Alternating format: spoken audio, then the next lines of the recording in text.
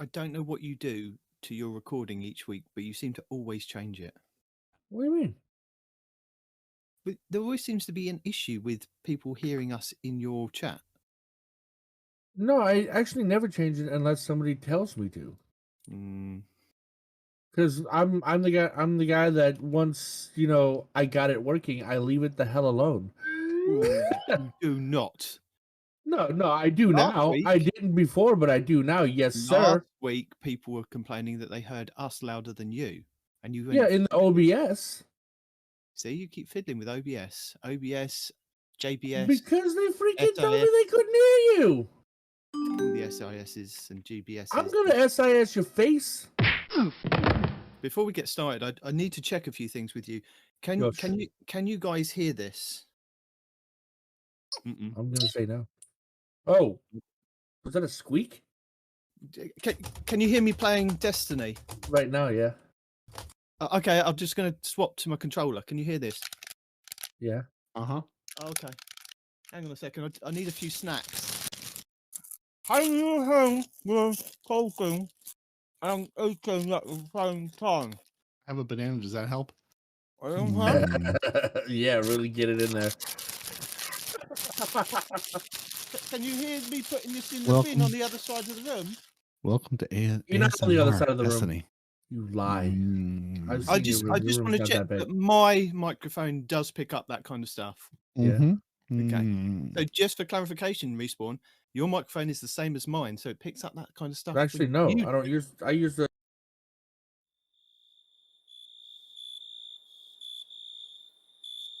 And he's gone. Who was I just telling this week What? that Respawn will randomly have a new setup or a new microphone or be in a new city? What are y'all talking about? I don't hear him anymore. I don't know where he went. He tried to convince me of that a couple of minutes ago before you got in here. He was like, Respawn, I do not have anything completely different. I was like, no, even last week, people in your chat were saying that they could hear me and Parody louder than you. And then he went, no. Apart from last week, I changed it up. And now he's completely gone. I'm not gone. Oh, there you are. You're back. Well, now we've got that out of the way. Yeah. Let's talk to the robot and see what's happening. Mm-hmm. What robot? God. Добро пожаловать, комрades, to Two Titans and a Hunter, a Destiny 2 podcast. Dedicated in bringing you all the latest information, news and opinions. This is the лучший show for new and veteran people alike. Where we share tips, tricks and tools to help you succeed and enjoy the game even more. Now you know what we do. Let me introduce you to my comrades in arms. The здорово Parody. The stream America's no one response in real life. And the class and удивительными Тедоман. До свидания. So we are here again for another week of Destiny Talk. As we are 50 weeks of the year, the odd couple of weeks off to talk about rubbish at Christmas. So the rest of it is 50 weeks of Destiny Talk. With me, Night Demon, Respawn over there, playing with his microphone, and Parody over in the other corner. I'm not touching it. Microphone. There was clicks going on. I haven't even done anything. I haven't even touched the keyboard. I'm just sitting here frustrated, and you're like, you can hear clicks. What? I haven't touched anything. Maybe it's Parody clicking. No, it's not. My keyboard sounds like this. I just got a soft one. Yeah. Soft, that just sounded so wrong. Ready to rest my fingers on. So shall we start this train wreck off with the first thing that happened? Yet. It's not. I think it is. I think it. That opening is pretty train wrecky. I'm very upset. Very, very astutely upset. Okay. Well, don't worry, because I have just the thing to cure all of your ills. All of your ills cured in one simple hotfix. Really? Yeah, one simple hotfix. Came out the very end of January, the 31st. Hotfix 6.3.0.7. It fixed an issue where the security drone 01 from the Operation Seraph Shield was not visible to players who hadn't completed enough Beyond Light campaign missions. So apparently that drone took it personal if you hadn't finished Beyond Light. You're now able to get your deep sight weapons from these seasonal vendors daily instead of weekly, so that's always good times. Increased Iron Banner rank gains, double the multipliers from wearing the gear, halved the multipliers from completing challenges, and significantly increased the multiplier for wearing an Iron Banner emblem. So, lots of good gains in Iron Banner. They did not, however, give you any less number of blowouts. The number of blowout rocket launchers you will receive has been quadrupled just in case you didn't have enough from last time.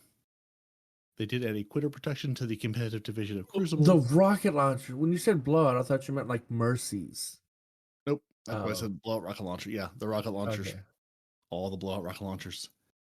Your players completing matches at the end of losses where one or more teammates were missing from the start of the match will no longer result in a division point loss in competitive.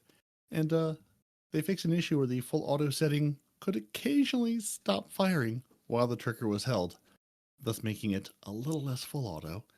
And another issue with the full auto setting while turned on, the auto-loading charge-based weapon after emptying the magazine allowed you to shoot without a slight charge delay. So that's now back because ammo is still a thing. And finally, they fixed an issue where the dialogue prompt at the end of the initial Enigma crafting quest would fail to advance. So if you're trying to craft an Enigma, now maybe it should work. They have not, however, still fixed, from what I've seen, the bounty board. So if you're trying to talk to that, you can't. It was a trick. It was all a lie. The cake is a lie. Cake's always been a lie. It's all Savathun's lying to us. Maybe that's who it was. Because didn't Savathun get a hold of their Twitter at one point? Now Savathun's got a hold of the evidence board and just turned that off and gone, hey, Guardians, if you wander over here, you can have other glaives. And it's just a trick. She's broken it. for everyone. Apparently, they have really easy password. I think Bungie's password is Bungie1, because Savathun's gotten into it, Telesto's gotten into it. I mean, apparently their Twitter is not very secure. Telesto didn't even need a password. Telesto was ingrained in it. It was built on Telesto. Yeah. Bungie's Twitter was built on Telesto. That's it. So yeah, we started the week with a good hot fix. A good hot fix this week, where nothing Didn't went down involve- for 24 hours, which was good. Yeah, didn't have to roll back the game, didn't have to undo it, didn't have to go, remember that hotfix we put in? Yeah, it turns out that was a real bad plan. So Yeah. yeah, it's been a pretty good week, based on last week. Iron Banner's now up. y'all saying Night Demon's quiet. Y'all suck. I hate y'all. Are you so much. filtering for the number of U's in words? Because if you're filtering those extra U's, that might be the problem. Could be. What I learned is you can bring a 1440 hunter into PvP, and it goes about the same as a regular hunter, as you'd expect. Well, it's because light level doesn't matter, right? Mm-hmm. Although it does feel like you can put an entire clip of ammo into someone and it just doesn't quite hit the same, but that could just Bro, be that's because just there's a Iron beacon Banner. Titan. That could be Ropey just Banner, Iron as Banner. people have been putting it. Broken Banner, is it bad? Ropey Banner. Oh, Ropey Banner. Well, No, not I haven't had any of these connection issues. I think there was one person in the vast amount of games that I've played that has been all over the place. But every time I listen to a podcast, every time I see a streamer, they're always saying that, the bandwidth is, the players are bouncing all over the place. And I'm like, that's not in my game. honestly. When I played think the it's on first Iron PC. Banner, I experienced it. Yeah, I honestly, play PC, so honestly, yeah, I that think makes it's sense. PC because I played, I got on with Night Demon during his stream in the wee hours of the morning because I couldn't sleep, and that all went fine. We were on Xbox lobbies, and then I've done a little bit of solo. Jumped on with Blue Screen, jumped on with Golden God the other night. Xbox lobbies, no problem. Jumped on with Noble in his PC lobby PC, yeah. in the UK. So I mean, take both of those with a grain of salt. Could have been either or. Oh, we Blue had Screen's some- Australian, isn't he? No. Okay, No, first thinking of- off, Blue Screen is in California. Okay, I'm thinking of somebody else. Noble is in England, UK. UK, somewhere. Noble is the one that's Actually, no. Across Let me the just- pond. Let me just clarify this. Noble does not live in the UK. Noble lives in Yorkshire. That's it. Ah, okay. He What's the doesn't difference? identify as being part of the UK. That's where the pudding comes from. Yeah. You guys are saying things I don't understand. You hear that, Noble? You're a pudding. That's every single week. But yeah, like the only like really bad lagging rubber banding I was seeing is playing with with someone hosting across an ocean from me in the PC lobbies. So again, Yeah. it could have been either or of those things, but on Xbox this week again, I didn't touch the game until Thursday, so don't know what the earlier week looked like. But I've had no problems on Xbox playing this weekend with rubber banding, being beaten by people better than me, sure. And the matchmaking again, it seemed like when we were running as a 3, 4, 5, 6 stack, it was mixing us with other 3, 4, 5, 6 stacks. And I played a little bit of solo this week. And every time I've been in solo, it's matched me with other solo people. It's been 12 of us randomly thrown together. So seems like Bungie's matchmaking is, taking that stuff into account now, maybe. I'm sure 10,000 people are going to shout and go, no, you're wrong. This is incorrect. But seems like maybe since they took out the solo queue list, they've sort of at least acknowledged that, hey, these are solo people. Let's not put them against 6 stacks. They're giving them too much Could credit. be. But yeah, I've enjoyed Iron Banner this week, especially with the bonus Iron Banner ranks that we've been getting as well, which has been really, really nice. You have to, Because- right? Don't you guys have to reset? I say you guys because I ain't playing. But does blah blah blah blah freaking blah? Don't. Yeah, use your words. Don't. Isn't it true Don't. that people that play Iron Banner have to reset their rank twice just to get a shader that makes it look like you're wearing chainmail? Right. Let me stop you there. No, that's not true. People Okay. that play Iron Banner don't have to do that. People that want to do that will do that. And it's only one reset because it's on the second track. So it's a bit Okay. like having to do, you go through your strikes and you reset your rank, and then you go all the way back to get the Velasex Pulse Rifle Ornament, Sure. which is on, I think, track 16 again on the second time round. So you don't have to do 2 full resets, but it is Right. there. And there is also an emblem, and there was a shader and an emblem last time as well. So last season we had that. And I think the problem is that people were thinking that they were going to miss out because They these are going to things- miss out. yeah, these things kind of come and go, and unless you're kind of in the knowledge of these things being around, then you don't know and you miss out and you go, oh, I really want to go and get that. And unless Bungie put it back into the game like they are doing with those bundle of shaders coming with Ada 1 next season, then you don't know about it and it's gone. I'm really sad that I missed out on the only ever Iron Banner emote that you could get, and it was only sold for 1 season only, and it I was want the Iron Axe. yeah. I got that one. Ha ha ha. I couldn't afford it at the time. At the Oh. time, it was priority of pay for something in the house or pay for silver, and it was pay for something. Absolutely silver. Oh Yeah. wait, you went for the house? Yeah. Oh, It's his okay. house. He has to defend it. Well, it's his wife's house, I'm guessing. No, it's our house. It's a joint house. Yeah, but even if it's a joint house, it's your wife's house. I'd say in this case it's his house. I think he spends the vast majority of the time there. Yeah. Yeah, but it's, Squirrel! you're both married men. I can't believe y'all aren't on board with this. Nothing when you're married, nothing is yours. It's all hers, unless she doesn't want it, and then it's yours. Or unless it's broken, and then it's yours. But as long as no, it's her house. We've been over Yeah. this. If she can't get into the room where the stuff is kept, it's not hers, it's mine. There you go. She can't So get any- into it yet. Well, Yeah. That's- uh-huh. with some help, she gets in here and does a podcast with us every Christmas, but that's about it. Do you actually have to help her get up there? No, you have a ladder, don't you? I do, but I take the ladder away so that nobody else can get up here. He has a tree house. Just picture a tree house, the little rope ladder. He lets it down. Has a Yo. No Girls Allowed sign. It's great. Yeah, but My it's brother inside sent the me house. pictures of actual adult tree houses that are built in trees. We're talking 2-3 story houses built in trees, and I'm like, that's amazing. That's absolutely amazing. You know what you could do, Respawn? I want one. You could actually have a house that you could live in that's got a garden attached, which you do have. There you go. I do you have just- that. Not up in Yeah. a tree. There you go. Oh, It's down low on the ground. So when you being get in older, the tree is the fun part. it'll wheel you into the front door. That's a good question. Mm. Maybe it's survival of the fittest at this point, man. If you can't get in the house, you don't deserve to be in the I house. don't know how we got from Iron Banner to tree houses, but it's Yeah. One saw a squirrel in the tree. That's how we get anywhere. Yeah, he No, squirreled no, me. you said he lived in a treehouse, Parody. You squirreled me, and then we got onto this. But Mhm. yeah. And then there was another Iron Banner shader that I'm missing, and it was from Season of Opulence. And it says on the description that you can get it from dismantling either armor or weapons. Now, I Oh, know that's what I got. that Yep. Yep. I have dismantled You have weapons and dismantled some armor things. from that season, and I To be fair, cannot. it wasn't a great shader. You're not really missing out. It's not, I mean, okay, you don't have it. I get that, but it's not a great shader. So are you really missing out? I am He is missing out, because I might he's the want to play it. completionist. He needs to Well, have yeah. them all. Semi-completionist. Yeah, I think some things I give up on now. It's got to the point in Destiny where I've gone, I haven't got enough time to do everything.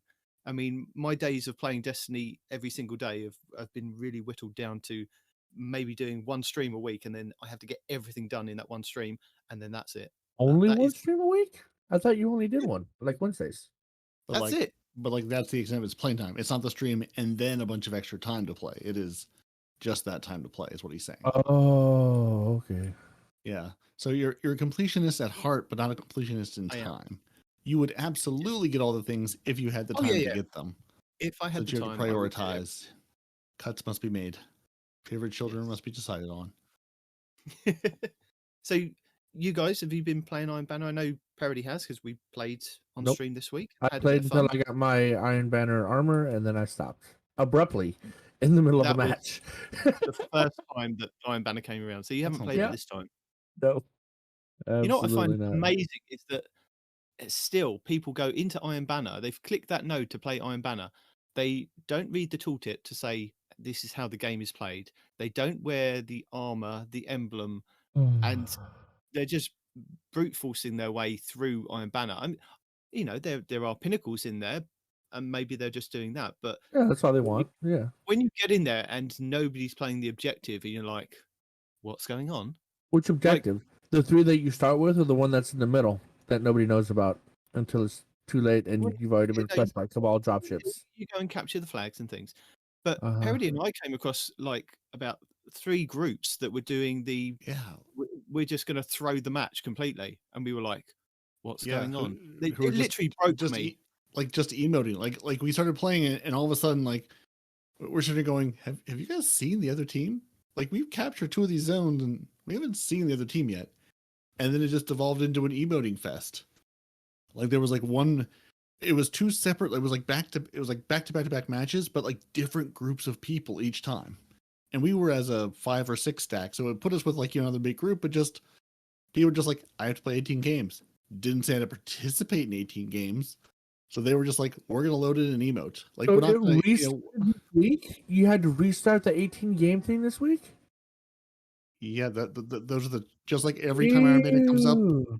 every time Iron Banner comes up, there's 4 challenges for 4 pinnacles. So if So, you yeah, had like if you want your 15 games from last week, you had to start over? Yeah. Every time Saladin brings Iron Banner, he brings 4 pinnacles with him. To get those 4 pinnacles, you need to play your games. Ew. If you don't play your games, you don't get the pinnacles. You can either play on Tuesday reset to get the first one, Wednesday to get the next one, Thursday to get the next one, and Friday's reset to get the last one. Or you can play all in one go on the Friday reset and just do all 18 games all in one go. But you do have to be on stasis or void this time around. Yeah. Was I it don't not know like why, that it's last time? because you're not going to be in there. Yes. Yeah, because I was using Void Hunter or Stasis Hunter last time, I Yes, believe. but the Yeah. the season prior to that, it was something like Solar and Arc. Arc, yeah. Yeah. It would be kind of nice if we're only going to get 2 or 3 Iron Banners in a season. It would be nice to sort of have like, pick 2 Why subclasses are the they first time to restricting the you other anyway? Like, why are they doing that? because they need to do something to play games. So They used to do bounties, didn't they? You used to pick up the bounties and you had to use certain weapons or you had to Yeah. do certain things to get them done. Now it's just on the director and it says play 3 matches with Arc or Solar and this season, sorry, Stasis and Void to get a pinnacle. And then it's 7 after that, then it's 12, and then it's 18 games. yeah, so I mean, it's literally just go play matches versus trying to go get things with certain weapons or certain kills or abilities, and then inevitably there being some class that can't get any of the one of the abilities, a la Hunter trying to punch people back in the days before they could throw knives at everything, or things like that, where it's like, hey, I can't get these kills, or hey, I need to get grenade kills, and it's taking me forever because everyone keeps stealing them from me. Now it's just show up, play the matches, you're gonna get the rewards from it. Yeah. Which should be As every long as you're playing character. one of these subclasses. But like, Yeah. like I mean, at least they give you two. Because like, if I was a Titan main, and they said, hey, if you want to progress, you have to play Stasis, I'd have been like, nope, I ain't playing Iron Banner this week. There is a flaw in their plan for that, because if it's just one subclass and they said Stasis, problem with that is that people would have to purchase Beyond Light to actually get access to Stasis. I mean, that's not a Only problem for Bungie. Bungie does the same thing with some of these grandmasters, right? Like Micah, now that he plays mainly on PC, sometimes when a grandmaster comes around, he can't play with me because he doesn't have that particular DLC. He's got most, but not all. Well, right? Respawn. Let me What? tell you, there is a little known channel called Two Titans and a Hunter that put out a video every week, mainly on a Friday, telling you about what's coming up the following week. It's called This Week in Destiny. I'll drop it in just after I've finished rabbiting. Yeah, And what's it your point? tells you in there whether that Nightfall is free to play or you have to own that, Right. DLC.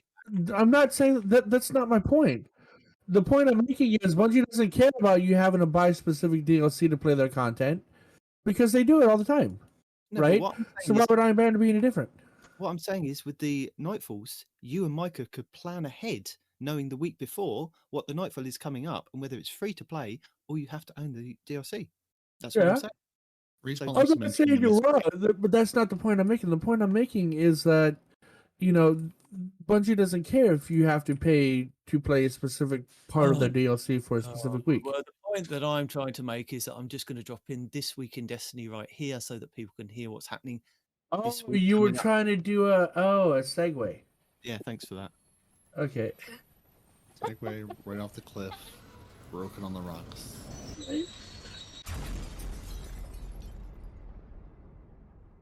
Hello and welcome to This Week in Destiny for the 10th week of Season 19, Season of the Seraph, commencing February 7th, 2023. Kicking things off this week with our Legacy rotation, we have the loot rotation for Dares of Eternity, which will be on week 2's rotation with the Scatterhorn armor set and the Perfectus armor set being available. The weapons available this week will be the Kinetic Adaptive Frame Auto Rifle Scathelock, the Kinetic Aggressive Frame Submachine Gun Extraordinary Rendition, the Void Aggressive Burst Sidearm Brass Attacks, the Void Precision Frame Linear Fusion Rifle Threaded Needle, the Solar High Impact Frame Rocket Launcher Code Duello, the Void Lightweight Frame Bow Imperial Needle, the Solar Adaptive Frame Sniper Rifle Far Future, the Arc Adaptive Frame Sword Honor's Edge, the Solar Rapid Fire Frame Sniper Rifle Distant Terminus, the Arc Adaptive Frame Grenade Launcher Interference 6, the Kinetic Adaptive Frame Sniper Rifle Shepherd's Watch, and the Solar Adaptive Frame Hand Cannon Annual Skate. Ready if you are. Let's see what's out there.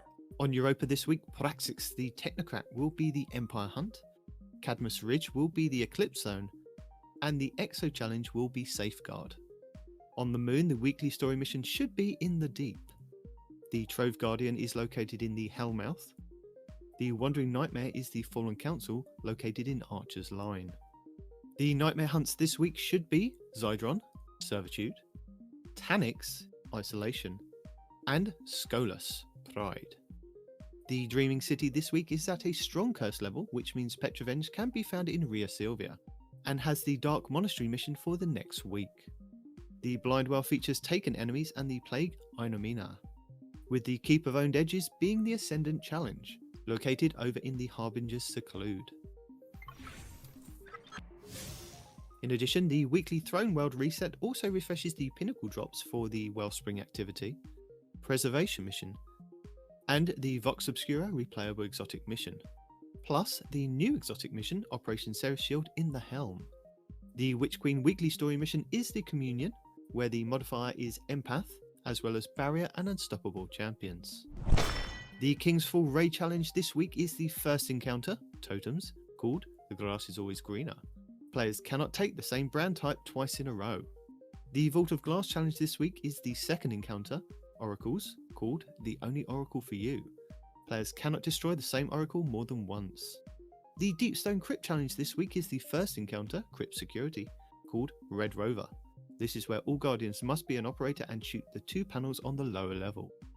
The Garden of Salvation challenge this week is the third encounter, Consecrated Mind, called Staying Alive, where you must not kill the spawning Cyclopses in the first 2 rooms. The Last Wish challenge this week is the first encounter, Kali, called Summoning Ritual.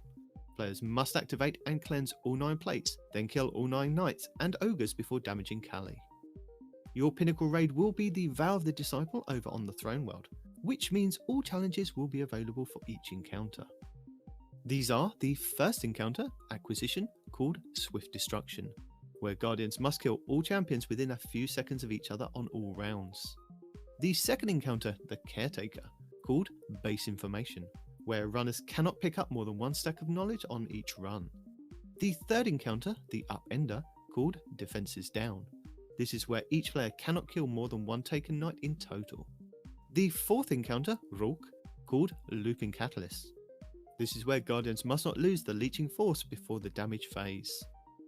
Also, with the Vow of the Disciple being the featured raid, this does mean that you can farm the final boss for a chance at the exotic pulse rifle, Collective Obligation.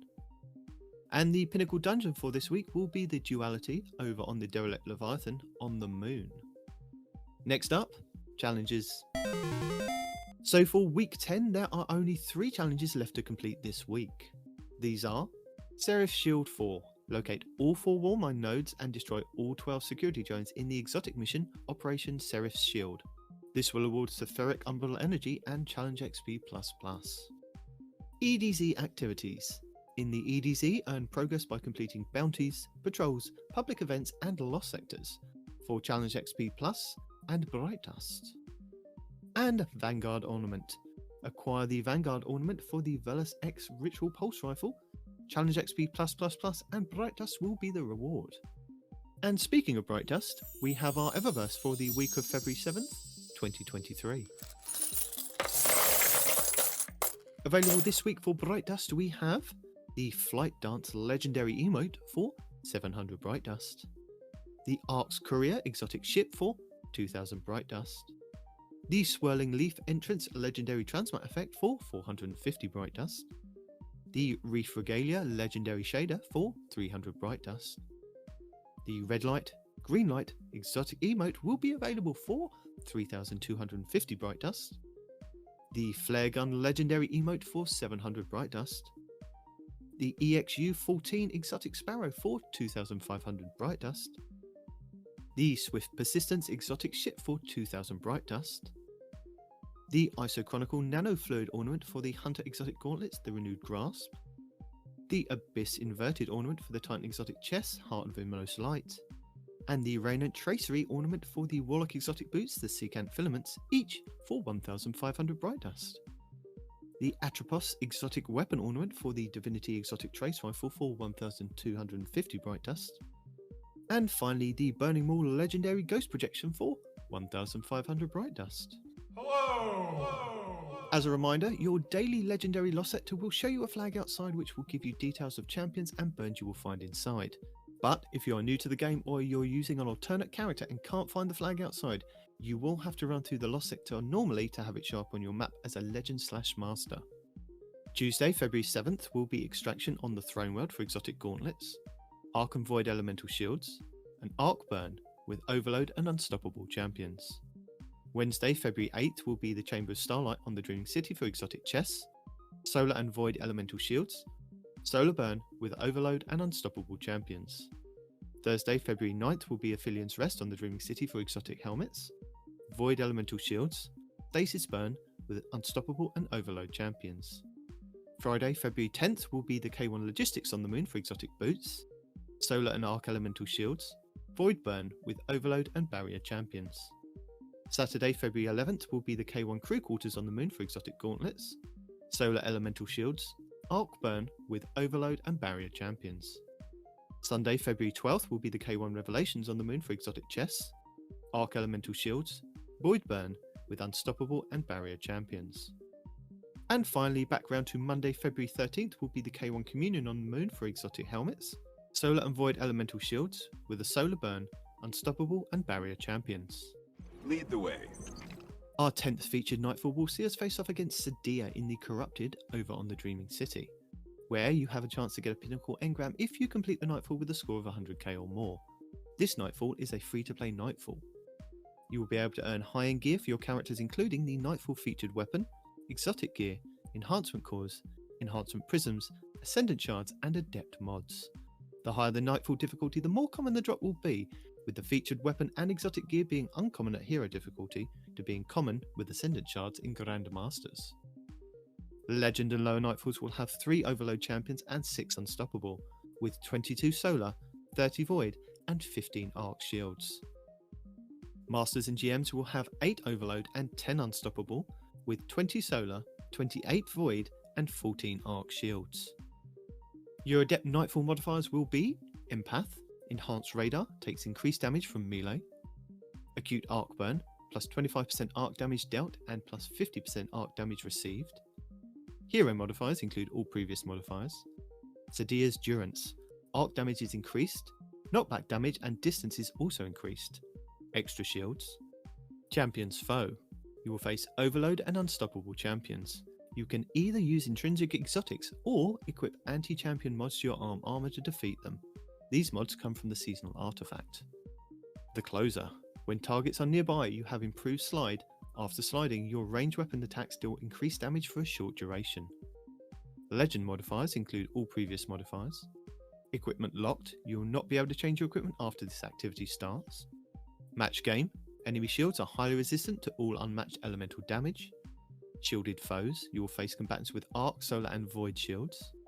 Epitaph, taken combatants generate Blight Geysers when defeated. Master modifiers include all previous modifiers. Togetherness, base health gen is reduced. If near another player, health regen is increased. Chafe, radar is disabled. Champions Mob, this mode contains additional champions. And Grandmaster modifiers. Limited revives, gain additional revives by defeating champions, up to a maximum of 20. Join in progress is disabled. And extinguished. If your fire team falls in a restricted zone, your team is returned to orbit. Your Grandmaster modifiers do not include Pestilence, Togetherness, and Ashes to Ashes. Your anti-champion artifact mods for this week's Nightfall are Overload Scout Rifle, Submachine Gun, Auto Rifle, and the grenade mod, Lord Kelvin's Basilisk, where Void and Stasis grenades disrupt overloads, all for 1 energy. Unstoppable Hand Cannon for 1 energy. Grenade Launcher for 7. And Low Entropy Superconductor, where Stasis and Arc melee abilities stun unstoppable champions for 1 energy. You also have exotic weapons and armor that can help with intrinsic mods as well. For Overload, the Void Energy Bowler Monarch, the Arc Energy Linear Trace Rifle Divinity, the Arc Heavy Machine Gun Thunderlord, and the Warlock Exotic Boots the Secant Filaments, which when you drop an Empowering Rift, any weapon that is fired from inside the well can cause an Overload champion to be stunned. For Unstoppable, we have the Kinetic Fusion Rifle Bastion, the Kinetic Hand Cannon Malfeasance, the Solar Energy Sidearm Devil's Ruin, the Void Heavy Bow Leviathan's Breath, and the Hunter Gauntlets Athris Embrace, which have a chance to stun an unstoppable champion with their empowered weighted knife. The Nightfall featured weapon to obtain this week will be the Kinetic Grenade Launcher, the Malicious Birthright. Malicious Birthright is a lightweight frame grenade launcher with a base blast radius of 100, velocity of 72, and handling of 69. It can roll with Pugilist, Frenzy, and auto-loading holster, with Lead from Gold, Grave Robber, and Slideways. It has the origin trait of Stunning Recovery, where if you stun a champion you partially refill the magazine, trigger health regen, and improve your recovery for a short duration. And Vanguard Vindication, where final blows with this weapon grant a small amount of health. Delightful! And as Rumble has now been added back to the Crucible Director, Lord Jax will be skipping that to bring Rift to the featured Crucible playlist for the 10th week of the season. Rift is a 6v6 game mode that focuses heavily on the objective-based gameplay and not just killing the enemy team. Instead of accruing points based on defeating enemies, players can score points by picking up the spark and dunking it into their opponent's rift, which is near the enemy spawn. A team can either win by scoring 5 points before the opposing team can, by scoring 3 points without the enemy team getting a look in, or have more points when the time runs out. The spark spawns in the center of the map and starts to charge after 6 seconds of the round starting and becomes visible for all players on the map.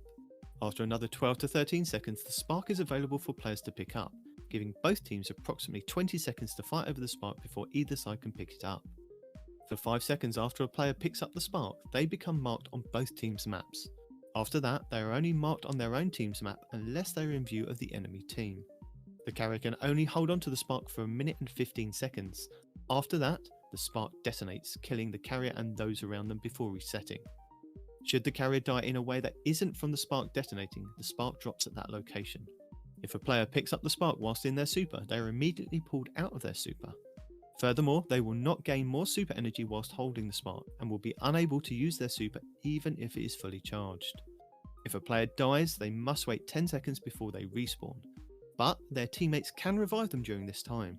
This forces players to focus on teamwork to help push up on their enemies, but can also leave some players out of the game for an extended duration if their team cannot or won't revive them. Plus, don't forget Saint 14 returns at the weekend for Trials of Osiris. As a reminder, Trials of Osiris is a 3v3 PvP high stakes variant of Elimination. Only available from Friday reset until Tuesday weekly reset, Trials gives every player the chance to show off their PvP skills to obtain some of Destiny's most sought after weapons and armour. Players that compete in Trials of Osiris will have all of their games tracked to a passage card, a ticket purchased from Saint 14 in the lower hangar of the tower. Winning rounds and matches in Trials will grant exclusive weapons, armour, pinnacle gear, masterwork materials, and even adept gear for the most skilled players who can reach the lighthouse with a flawless ticket of 7 games won and no losses. 5 round wins will bag you that match for your passage card. By competing in Trials, you do have a chance to pick up 2 pinnacle engrams from playing each week, one from 50 round wins and the other from winning 7 games. These do not have to be done all in one go, but you do have to complete them before the weekly reset.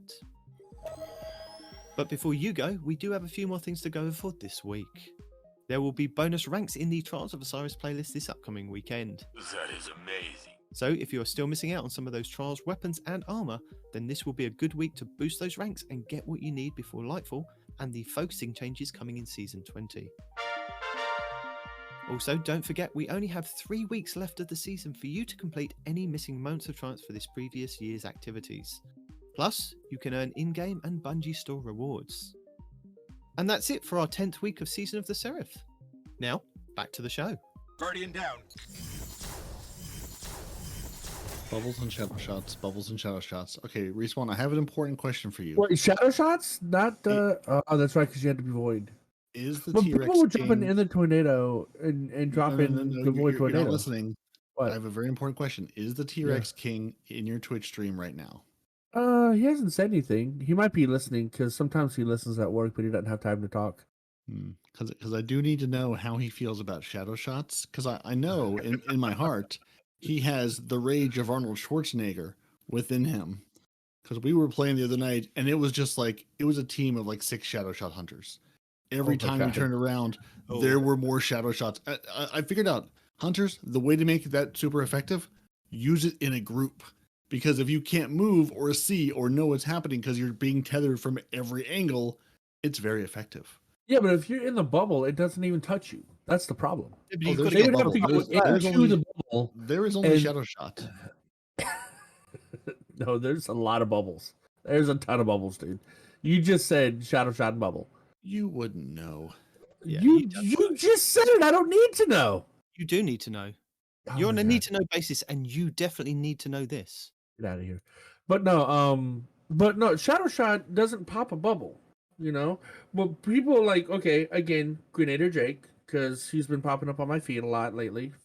Like whenever I was watching him play, he actually goes inside of the bubble, pops his tornado, because that'll clear out a Titan bubble, right?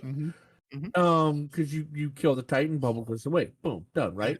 But Yeah, no matter there's how no many way to shadow do that. shots you shoot, you're not going to clear a bubble. Plus, when you go into there, if you plan on going into a bubble to pop a shadow shot to kill him in the bubble, the animation for the shadow shot gives him about a 60-day warranty to shoot you in the face with a shotgun before that tether comes off, you know?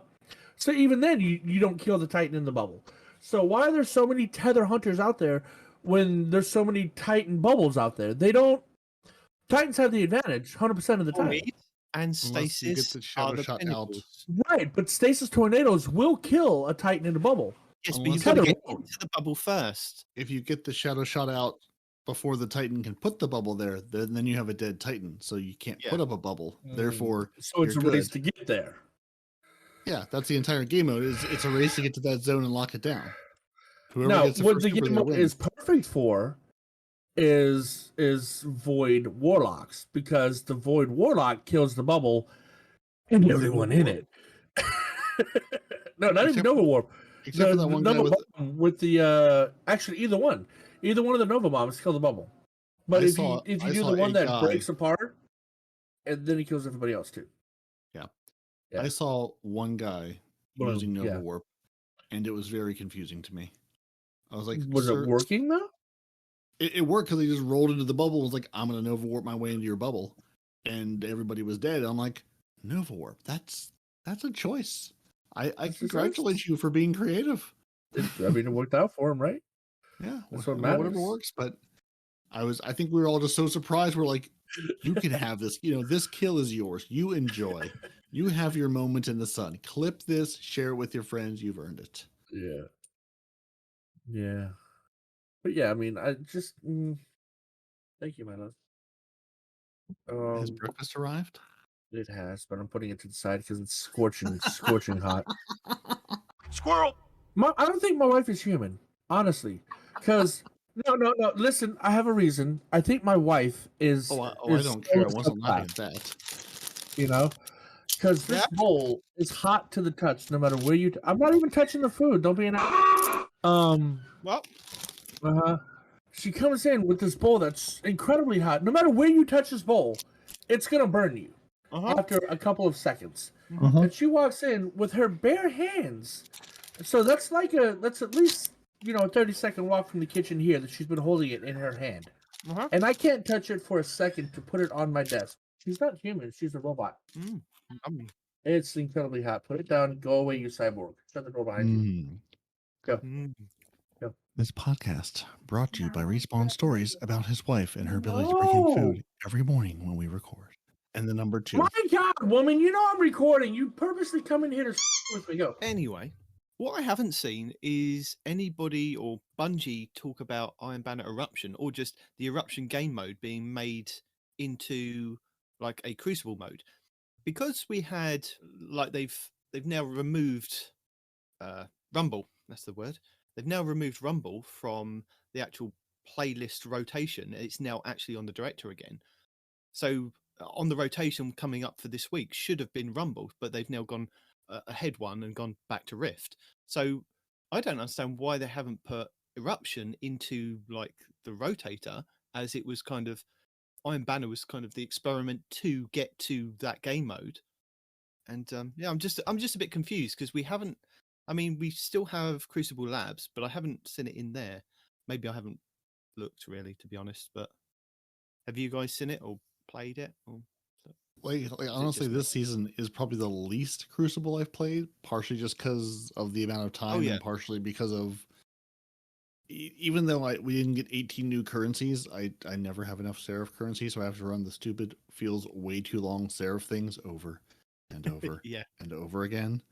So that's eating up a lot of time for not a lot of enjoyment. yeah. And I know what I you mean, mean. I haven't even. I think I've played 4 of my 7 qualifier matches for competitive Crucible, just to get that done. Haven't even finished that out. I just I'm like, I'm gonna play Iron Banner this season. That's how I'm gonna get my Velis X ornament and thing from Crucible. That's how I'll get my Iron Banner stuff. And I'm just basically ignore Shax for the rest of the season at this point. Like, you're here. We'll meet you back in Lightfall, sir. For now, you can just go stand over there with all the other people who are level like 560. You can enjoy their company. Yeah. Right. I mean, would you have preferred, because we had a really long season, didn't we, in season 18? I think it went to like 15 weeks or something silly. Would you have preferred that to have ended earlier at maybe 14 weeks and an extra week tacked on to this season so that we could get an extra week worth of anything else that we needed to kind of get done? Because I feel that 12 weeks is really, really too short, to be honest.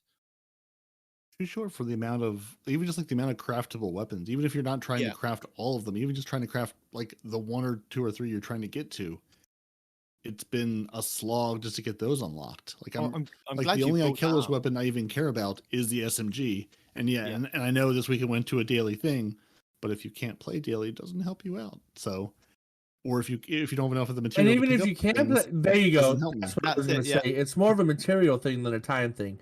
Oh, it's 'Cause- both. No time to Oh. play to earn the materials to then get on and play, even just to pick up the weapon. Like I have no Ikelos weapons unlocked because I haven't.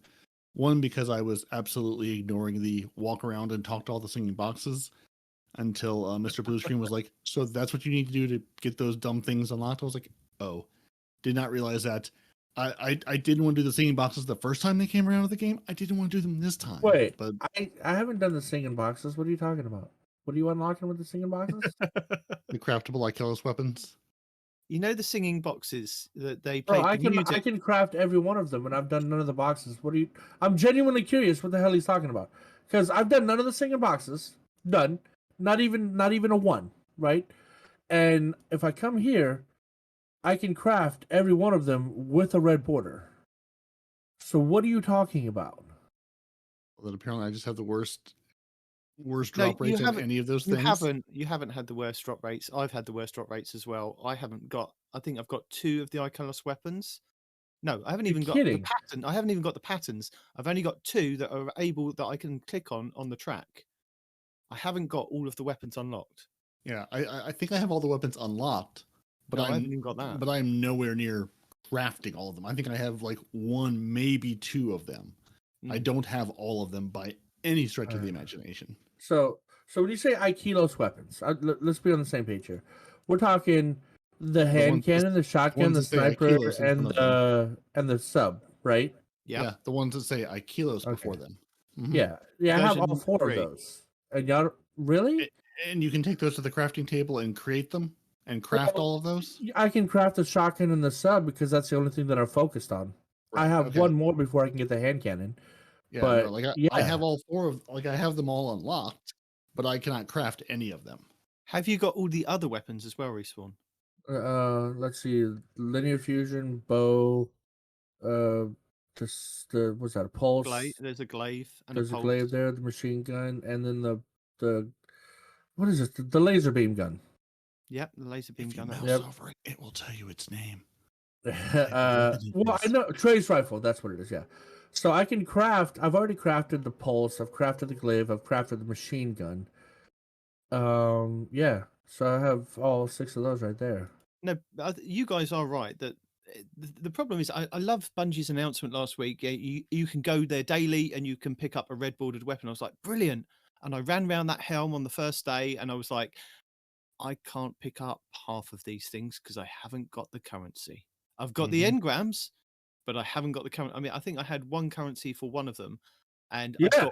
I'd got all of the weapons from, I think it was the first season. So I was just like, well, I'm going to pick up a red bordered one because I've got the currency, I've got the engram, and if I dismantle it, I'll get some bits from it, which helps when I actually do want to kind of go to the focusing table and craft one. But yeah, the other things, and I was like, but I've picked up those extra things. They're in my quest tab. You know, I've got the Legacy Captain's Atlas, I've got the Legacy Nightmare Harvest, and I've got the Legacy Synaptic Spear, which are meant to intrinsically give you the currency for just playing the game. I think it's just playing like Crucible and Gambit and Strikes and Nightfalls and things like that. But it just hasn't given me enough to actually go and purchase on a daily basis to get the ones that I'm missing. Well, it's because of all the freaking. So you have to open a chest for 500 to get the freaking umbral energy, right? Yeah, And yeah. even then, you only get between 10 and 13 at a time, right? So you got to do that at least 3 times to craft 1 weapon, right? Yeah. And then on top of that, at the beginning of the season, I was going mad crazy because I didn't know that. Well, I knew, but it didn't register that everything costs freaking legendary shards now, right? So I went from, I don't know, 4,000 ish to 3,000 or 4,000 ish, all the way down to 190 right now that I'm looking at. And yesterday I had 12, right?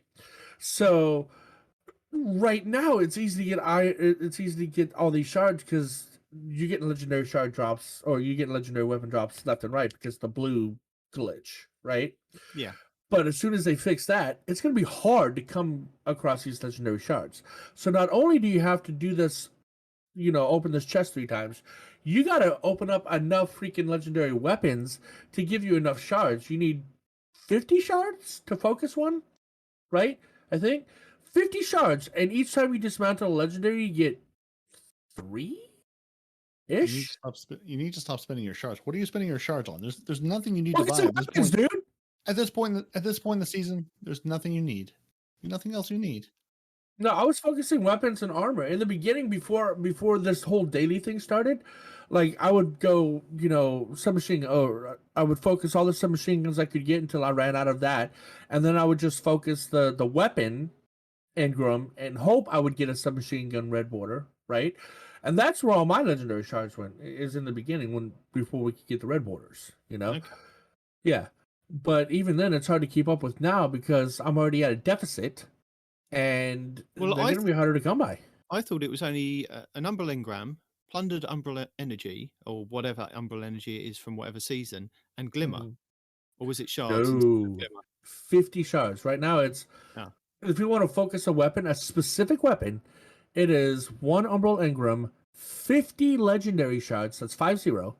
Yep. 30 Seraphic Umbral Energy, and 4 Resonant Stems. Yeah. I think the other thing that hasn't helped is that, correct me if I'm wrong, but the first season when we had the Synaptic Spear, there was only like a track of 5 weapons and then you had armor. And then the second season, Correct. I think is the Haunted one, you had, again, 5 weapons. And then I think you had a couple of extra ones with the opulent weapons that you could get. So there was the hand cannon, there was the sniper, and something else. Is it Epicurean, which was the fusion rifle and the machine gun. But that season was longer than this season. And then Plunder, we only had 5 weapons. And if you played Plunder, you basically got the weapons towards the end. They were kind of throwing them at you. Now this season, we've got 10 weapons, and I'm struggling to get them done in the time frame of 12 weeks.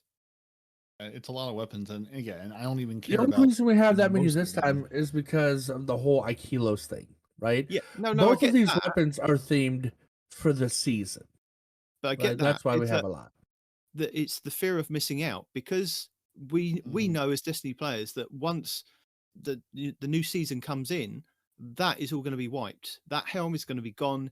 There is no way it's for not, you it's to not get just those. that, right? Like, Yeah, but there'll be no way for you or anybody else that has missed out on those craftable weapons this season. Imagine if you missed out on like Parody does. If he misses out on 1 Aikilos submachine gun, 1 Right. red border that he can't Right. get, and he's stuck on. But you 4. can come back to it. Remember, you can do all the past activities. You just got to go back and get their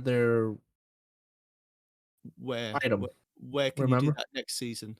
in the helm, just like we've been doing up to this point. Okay, so if I want to go and do season 16's activities, where's that? In the helm, Is it? I can go back and I can still Yeah, do. 16, yes. Sorry, season 15's then. I don't know what Say, 15 was is. this?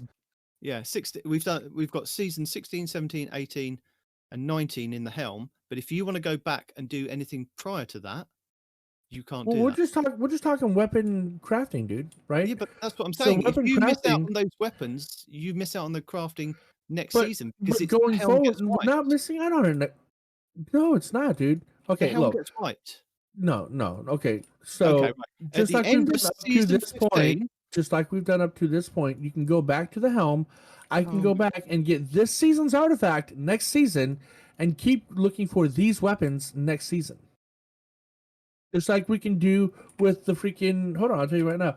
Because right now I can go all the way back and I can still grab weapons for the Synaptic Spear, for the Nightmare Harvester, for the Captain's Atlas, for I can go back and do all that stuff. So next season you can come back and do this stuff. they It's still- wipe the helm. Every year they wipe the helm. Well, you can still go back and grab stuff. Even if they wipe it, you can still go back and grab the last season stuff and keep going Unless after their weapons and armor. unless they That's why I'm take that- confused. unless they remove those vendors from the helm Right. because it's a new giant content drop. If the vendors are gone, no, you can't. If the vendors are gone, have they said they're removing the helm vendors and I missed it? Yes, they do. They reset at the end of every season. Reset, not remove. No, There's a they- difference. okay, they go away. They've taken them. You cannot go to the helm and get the Season of the Splicer weapons, can you? When we had Season of Splice, you remember that was the I can't. it But was- everything, yeah, that was the first time they did that. But everything after Season of the Splicer, you can. Right, because that's part of the last big content drop. Lightfall is our next. Lightfall. We're done with Witch Queen. We're on to Lightfall. New set of 4 seasons. New set of everything. This is not just like the season changing over. This is more than that changing over. This is what I'm it's- trying to say to you: is that they wiped the All right, helm. I'll believe you. I don't know why they would do that all of a sudden whenever they said that they were just going to keep all the seasonal activities in the helm going forward. But I didn't know For going the forward. year. It's All only right. for the year.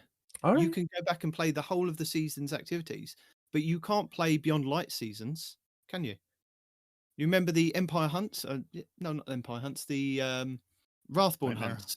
The Oh, yeah. Wrathborn Hunts that you went to the Crow on the Tangled Shore, and he got you those weapons. Those Yeah. weapons are now in the rotation for Dares of Eternity, the same as the Splicer weapons, but they're not craftable. That's my question to Well, Bungie. they are craftable in Days of Eternity. You just have to get them first. But No, that's the Dares of Eternity weapons. But the Yeah. fixed roll, well, not fixed rolls, the random rolls that we were able to get from Season of Splicer and the Wrathborn Hunts, you could go to the Crow on the Tangled Shore, and you could throw the currency at him, and he would give you X amount of things.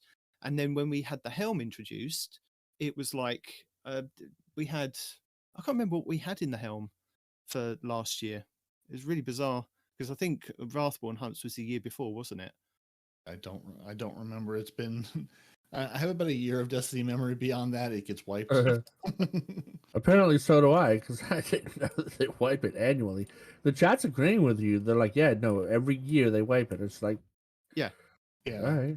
Yeah, that's why it's like I always lose track what comes and goes because it's like when Witch Queen Yeah. dropped. Okay, what's part of Witch Queen versus what's part of the season it dropped with? Just like what's part of Lightfall versus what's part of the season. I mean, what yeah, it season makes 21. sense because like the season of Witch Queen or the season of Lightfall. When you say it like that, it makes sense. But when Bungie says things like, "Oh, moving forward, you'll be able to continue these activities. You just have to go grab them from the helm."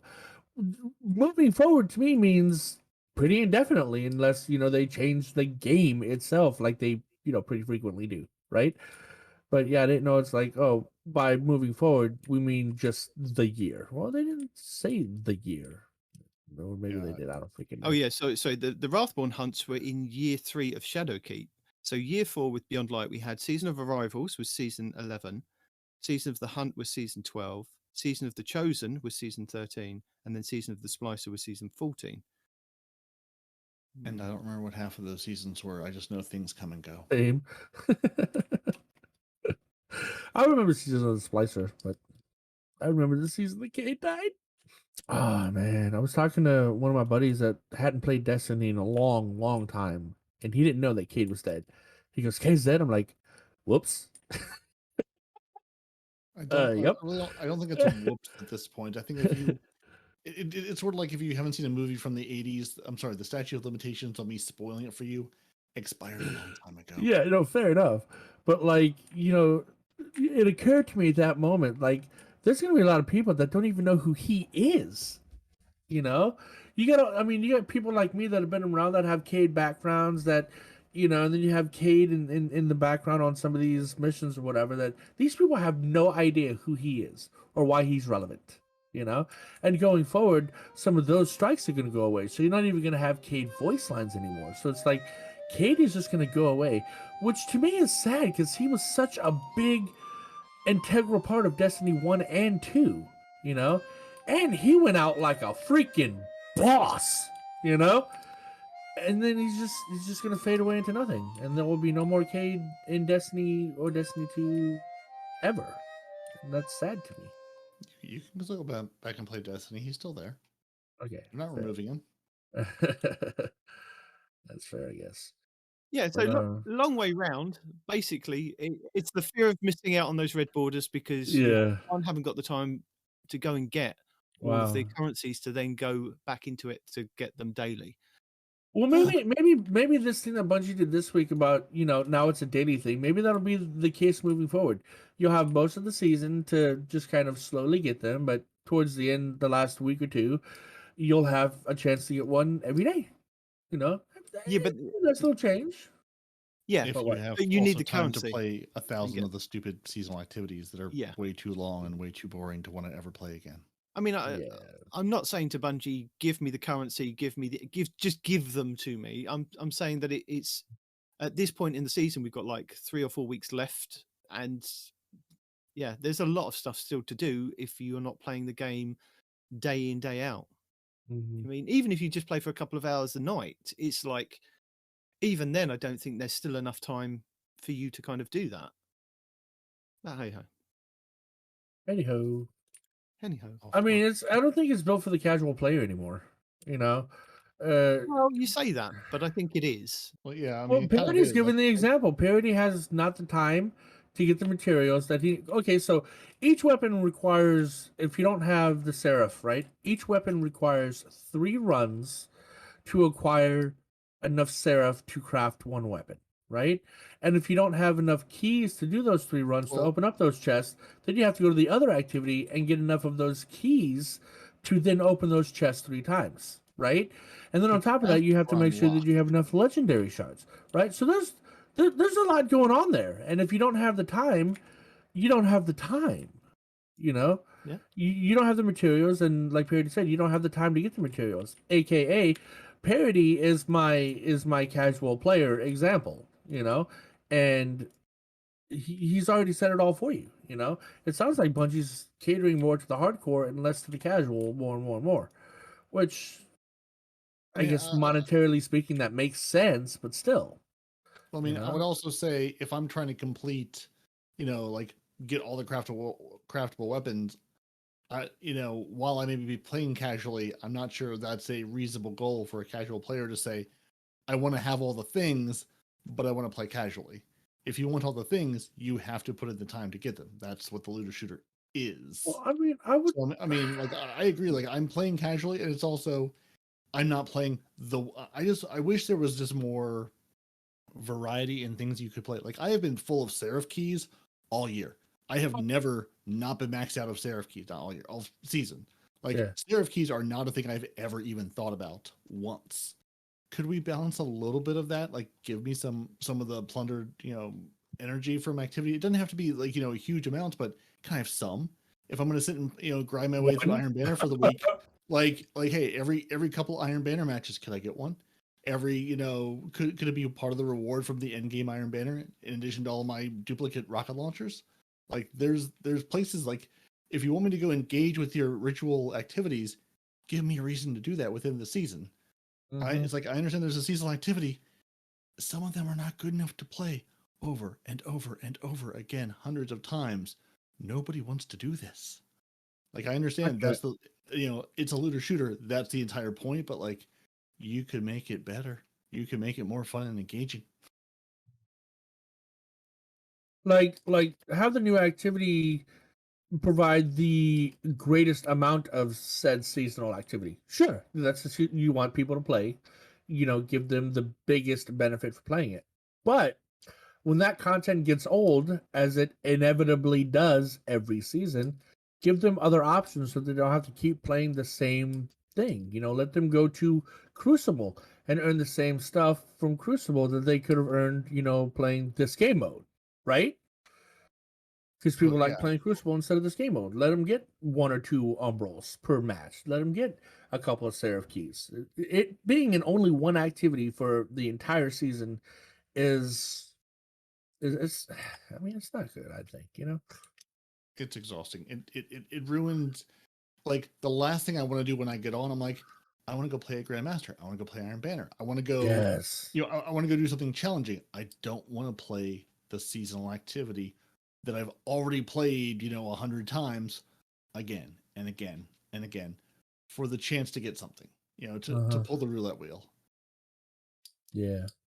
I mean, even if you wanted to compromise Bungie, just make it like Peter just said, make it high level content. Make Grandmaster Nightfalls or just Master Nightfalls drop a thing instead of just every strike, right? Make sure that Trials drops these instead of just generalized PvP. Something, if you don't want to make it as common as what we're saying, give us a compromise. Make it at least the high level activity that's not the season activity. Something, anything would be better at this point. Well, talking about better, let's talk about Lightfall, which is coming on the 28th of February, 2023. I can taste it. You can taste it. I can taste Lightfall. Well, what's it taste that's like? because the Witness and his new disciple is, well, they say he's here, but they're nearly here. Alice is here, dude. What are you talking about?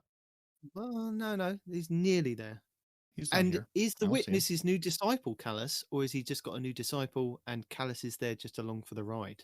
We don't Well, know. didn't the trailer call him the disciple, or the new disciple? Like, Did it? I Did it? thought it did. You think a lot of things. I do. But we can confirm that there will be a new story. As you kind of know, there's going to be a story. There will also be the legendary mode that we had with the Witch Queen. And if you complete the legendary mode like we did with the Witch Queen, you will be set up with armor, preparing you for everything that awaits on Neptune, basically. So we had this last year.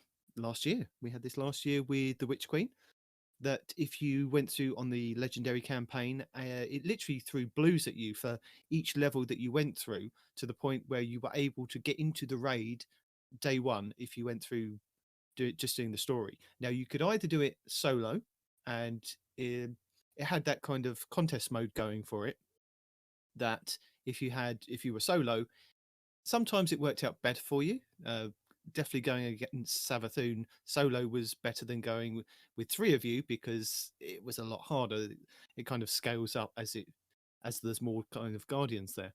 So you might want to try and do it solo on the legendary mode, which was good fun. I think we all did it, didn't we? Mm-hmm. Parody. Yep. There you go. Yeah. So, yeah. I'll say not solo, but I did the campaign with friends on Legendary. Yep. But you found it harder, didn't you? You found it quite hard. Oh, with- definitely. Yeah. I think honestly at one point I think I did Savathun solo because of the scaling. It was easier to sort of run and hide and shoot as a single person than doing it with a team. Absolutely. Yeah, I did all mine solo as, I think, a Void Hunter, as a Void Hunter, just because, survivability. Yeah. Oh yeah. Ditto. It's also worth remembering, if you are going to do the legendary campaign and you're, upping your late level by just slapping on whatever new piece of armor you have on, you should look at what your resilience is or your recovery, because you could be playing with friends and all of a sudden you're crushing, you're doing great, and then you're dying every 6 seconds because your resilience is at 13. Well, they're opposed to, also reworking 90. resilience next season. So, do we really have to pay attention to resilience next season as we Always. do now? Always. I mean, you do if you want to be resilient, yes. Let me tell you, the difference between 13 and something reasonable is big. You're getting one shot from every night in the campaign going, what happened? What did I do? Yeah. Yeah, so but that's right now. They said next season it's gonna go from 40% to 30% reduction or something like that. Yeah, It's a that- significant nerf. but that's still a significant amount of resilience. Fair. I will take an extra 30% resilience versus not taking an extra 30% resilience.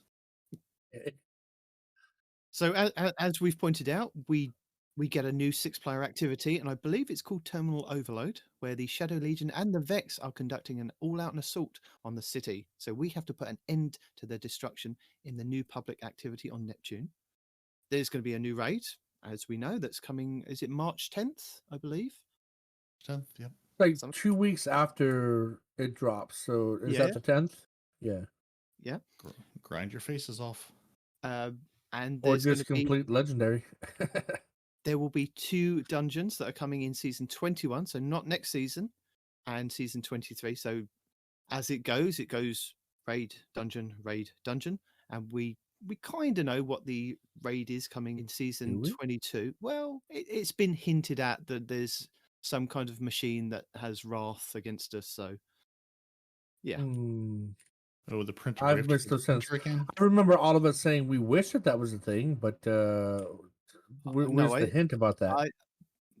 They've hinted at it. Have they now? Okay. Yes. Good. And Bungie just want to let us know that at the bottom of the Lightfall page, what you can get for your pre-order and your instant unlocks versus the Deluxe edition versus the standard edition. So your pre-orders and instant unlocks, you get an exclusive emblem, an exclusive ghost. You get the Lightfall expansion, the new raid, and season 20. That's for the standard one. And if you purchase the Deluxe version, you get Lightfall, new raid, season 20, 21, 22, and 23. Lightfall Dungeon Key, the Quicksilver Storm, Catalyst and Ornament, and the Lightfall Exotic the Sparrow. Catalyst. Ooh. And Rahul's stash, his secret stash, that he's going to have 4 of, 1 per season. No, for those of us that got that seasonal, for those of us that already own the machine gun you just mentioned, right? Because we've already got the Quicksilver. the $100 version of the game, right? Yeah. Auto rifle. Right. Yes. We don't have yet the Catalyst, and we don't have yet the ornament, like you said, right? So people like the us that have trendy already bits. pre-ordered, will we get that after the fact? Yes. Okay. And with They that, also come with the strandy bits, and they Yeah. will put the arc rockets back into the catalyst that they accidentally gave us too quickly. Yeah. That gun looks so much fun next season. And with that, well, speaking of weapons, that takes us into the season 20 weapon tuning preview. Oh, let's get it. I'm so excited. And I just can't hide it. Right. are we excited to finally not have linear fusion rifles be the thing? I said I got it, you dirty. I was just filling the gap. I was pulling the respawn. I was putting words into the empty space. And now I'm going to tell you a story about all the geese that flew over my house this morning. There were a lot of geese that flew over my house. I looked out my window, heard a lot of honking. It was just like a giant squadron of geese just flying over. Do you guys like geese? Do you have geese where you are? I Yeah. enjoy a good goose. Yep. I don't know if they're geese. They kind of look like geese, but they're black with red spots all over them. Those aren't geese. No. Not the Canadian kind. Well, oh no, we definitely do have geese. The aggressive ones that have their wings spread out and bite you. They're not. They're doing their best. Yeah, No, they're doing that's a their best. goose. That's different. Okay. It's a So, floating goose. when playing on console, you're ready. Hold on. Do you want me to start at the beginning? Season 2 weapon Season- tuning, the whole thing? Well, Yeah, you- Guardians. You have to say good day. Good day, guys. Good day, Guardians. We're back with another weapons preview. In Season 19 mid-season balance update, we brought several changes to address the weapons in PvP. Crikey! In Season 20, with a new weapon and raid incoming, we focus on a substantial pass over heavy weapons for PvE and adding subclass verbs to several exotic weapons, tying in with new anti-champion capabilities these verbs now have. Yes. Thank you, Respawn So, Chris but- Proctor. Between the new weapon changes and everything else that's new or changing in Lightfall, we're looking forward to seeing what combinations players settle on for the legendary campaign and the day 1 raid. Cool. Well, Now, I wasn't aware that you guys didn't have the red reticle on your PC. How have you been functioning without a red reticle? mine is fluorescent green.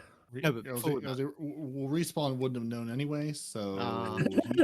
I know he's red. using- No, I know red. I just You can't know tell red and some pink. reds. Come on. but it says when playing on console, your reticle will turn red when it's over an enemy's head inside your weapon's effective range, which is just automatic for me. But I never realized that you guys didn't have that kind of ping on your screen to say, right, you're now over that person's head. Nope, we just have the target. Ah, Yes, I guess. They get a point and go, I have a mouse, you'll be fine. Pretty much, yeah. so linear fusion rifles, We eh? do have like some of our scopes still do the red highlight thing though. So yeah. That tastes nice, does it? What? You pretend like you're not eating. I'm not. I'm drinking Oh. coffee. Well, you're chewing the coffee. Is it Mm. thick? It is actually thick, and it's making my throat kind of sticky. So yes, it is a little thick. This is the thick- worst is it thick show with ever. Reese's?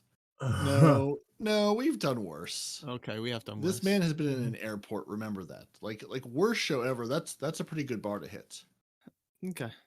Wow, man can't mean- even drink coffee on air anymore. Jesus Christ. Top 10 Anyway. maybe, but Uh, Do what Parody and I do. We mute our microphones, take a drink when we're not actually I meant do to that, be. you say you can hear me mute and unmute. You bitched about that too. I can't win with you. No, you can't actually. It's not me, it's the fans. They complain. Mm-hmm. Anyway, weapon archetypes. When playing on console, your reticule will turn red when it's over an enemy that's inside your weapon's effective range. I said that. And this is a useful aid that we've wanted to be global for a while. We've also enabled this on PC. In a future season, we'll be making this color customizable, similar to the base reticle color. Yeah, that's what I was talking about. Mine's like fluorescent green, and it's always that. It doesn't So- change. Basically, you won't be able to see that then if you're colorblind. Or some versions of colorblind won't be able to see that. I don't on think. PC. I think you guys don't it's- quite it's- get what that means. It's right? making it color customizable. Right. If mine is always fluorescent green and it changes to a red, you can see the change happen. You know, Well, I don't see it in grays, dude. No, but I don't know what they've done then on PC. Whatever. All right. No, you're confusing the hell out of me. It says that I'm not your confusing reticle- you. I've told you multiple times. The type of colorblind I have is shades of colors that are close to each other. That's, Dude. that's not what he's talking about. No, So on PC, when you put your reticle on somebody, the color just doesn't change. 19. It just stays like the default on Xbox is white. Like if your reticle is white and you put that reticle over someone and you're like, I'm going to shoot you, it just stays white. It doesn't Yeah. change color to say, hey, I'm in range of this target. That's it what just- I said. Just nothing happens. Yeah, mine is And- fluorescent and green, I'm and saying it in just British, we stays can that way. understand. Yeah, okay. Yeah. Now, what they're saying is for the people on PC that we can already customize our color, right? What's going to happen is what they're going to do to the PC players is if I have a fluorescent green, for example, I hover over an enemy, it's going to turn into that red. Now, in future patches, I what they've understand continued that. to say is you can change it from going red over an enemy to whatever other color you want. Maybe you want it to turn blue when you highlight an enemy. Maybe you want it to turn purple when you highlight an enemy. no, In I the get future, that then what's I the confusing part? because you're saying that you can do it now. No, we can change our reticle color. So Like- you can change your base reticle color. If you look at Okay. my screen, it's pink right now. Yes. He can change Yes. what would be like the default white on Xbox. He could change that default white to something else. And if I So go to at the settings right moment, now, Gameplay? when they put this on, the red reticle is now enabled on PC. Colorblind people won't be able to see that. If they can't see that shade of red, then they may detect a change of color, but it may not be a terribly helpful change of color. That's what I'm trying to get to. Is that it's Yes. they're even though they are changing it and the color. but if you have colorblind settings on, then you'll have your type of colorblind setting already enabled. So if you're red colorblind, and let's say the game turns your red into a yellow, then it'll turn yellow when you highlight an enemy, assuming Bungie takes that much attention for it, right? Right. Yeah. I was. Yeah. Did Bungie ever actually fix the colorblind settings? Because I know for the They longest actually time. did. They finally they fixed had them and had for not. the raid. Yeah, yeah. Okay. Good. My pink bars are now pink again, right? Instead of yellow. My so my pink bar, my yellow bars are pink again instead of being yellow, right? And in the Deep Stone Crypt, for example, when everything was red, they finally changed it so that they're different colors now. So I can You can actually tell what all three of the different Four. buffs are. Or four it- buffs. Yeah, You actually tell what they are, as opposed to you can say go to this doorway, but I can't tell which doorway you're talking about, sir. pretty much, yeah. So they did finally fix that. That's good. But yeah. Just in We'll time see to if they break the do wall. anything with colorblind settings when it comes to these reticules. We're guessing, but I'm saying out the box, no. It's probably going to be red, and if you colorblind to red, you might just be SOW for a while until they realize that it's not changing for colorblind people, and then they'll fix it a year later. Question: what is SOW? Okay, I said SOW because I'm used to seeing it for work. Sorry. SOW is scope of work. I meant SOL. Sorry, couldn't resist. Yeah, fair enough. But what I can't resist is linear fusion rifle changes. You probably saw this coming. Linear fusion rifles outperform other heavy weapons for boss damage by a wide margin and have had plenty of time in the sun. We're bringing them down enough for other options to compete. At the same time, heavy exotic linear fusion rifles don't do enough to justify using one over a legendary, so they're not affected by this nerf. Now, the nerf is reduced. My throat is sticky. I hate you now for pointing that out. Reduced damage versus champions, mini bosses, and bosses and vehicles by 15%. And the Sleeper Simulant and Queen Breaker are unaffected. Sleeper fans, this is not a drill. I don't know why they're being excited, because next season there's going to be things brought up to be more powerful than this, but whatever. Well, you say See, that, guys. but if Sleeper's as good as it is, and the others are being brought down, it makes Sleeper a viable option, doesn't it? And possibly Queen Breakers as well. Yeah, but machine Depending guns are on- getting a hell of a buff next season. So, Look, how many times have you actually actively taken a machine gun into like a raid? Destiny 1, Destiny 2? Can you count on one hand when you've used one for boss DPS? yeah. One time does not count.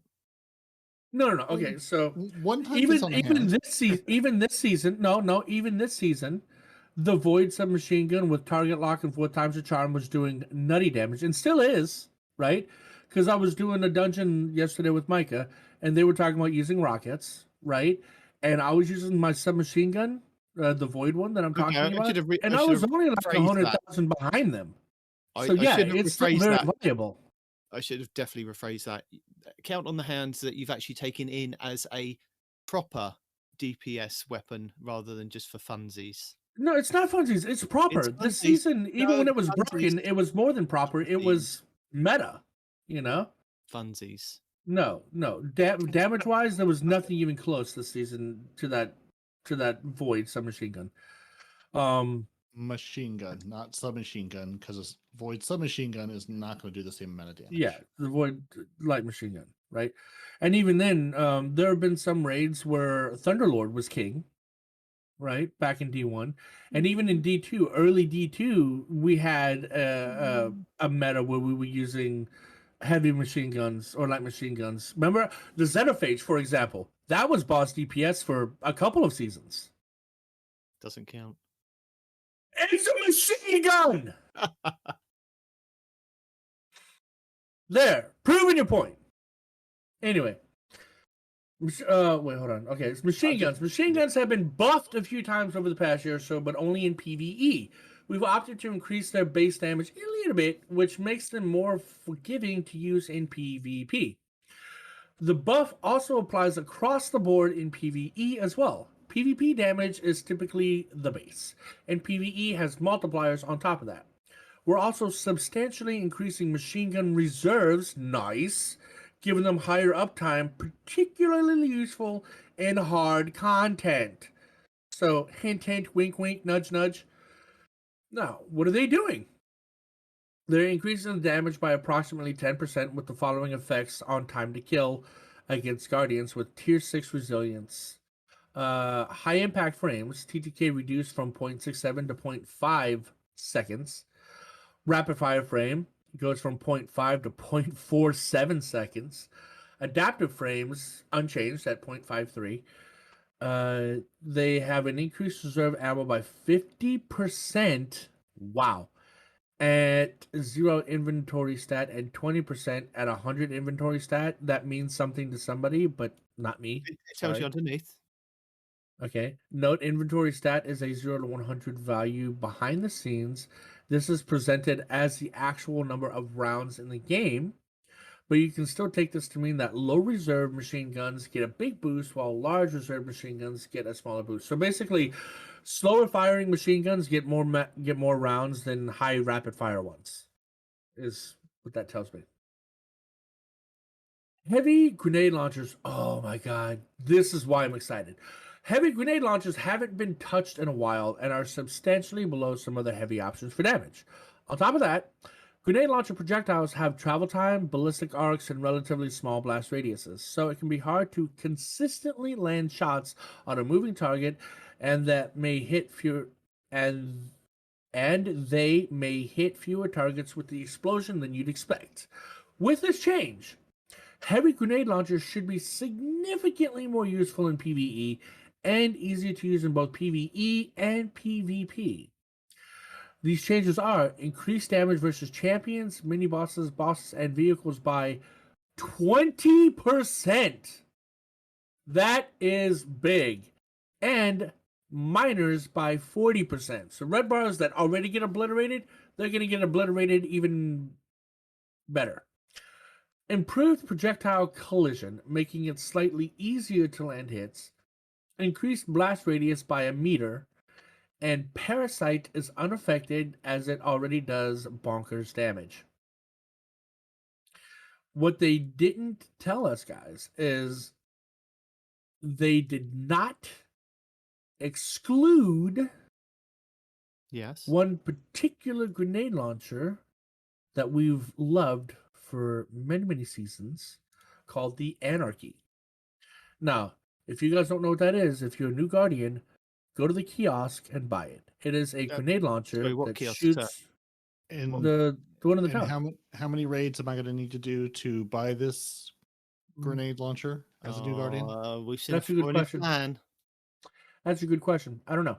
I know you need what, It's going 25 to tell you spoilers? half the information and a No, I will go reasonable tell you all of area the information. go and I will tell search. you all of the information right Oh, now. you I tell just us need to travel all- from point A to point B, sir. So No, this but is you a- won't go to this place and buy this. That's all you said. So if you're new here, please excuse him because this is the information that he gives you.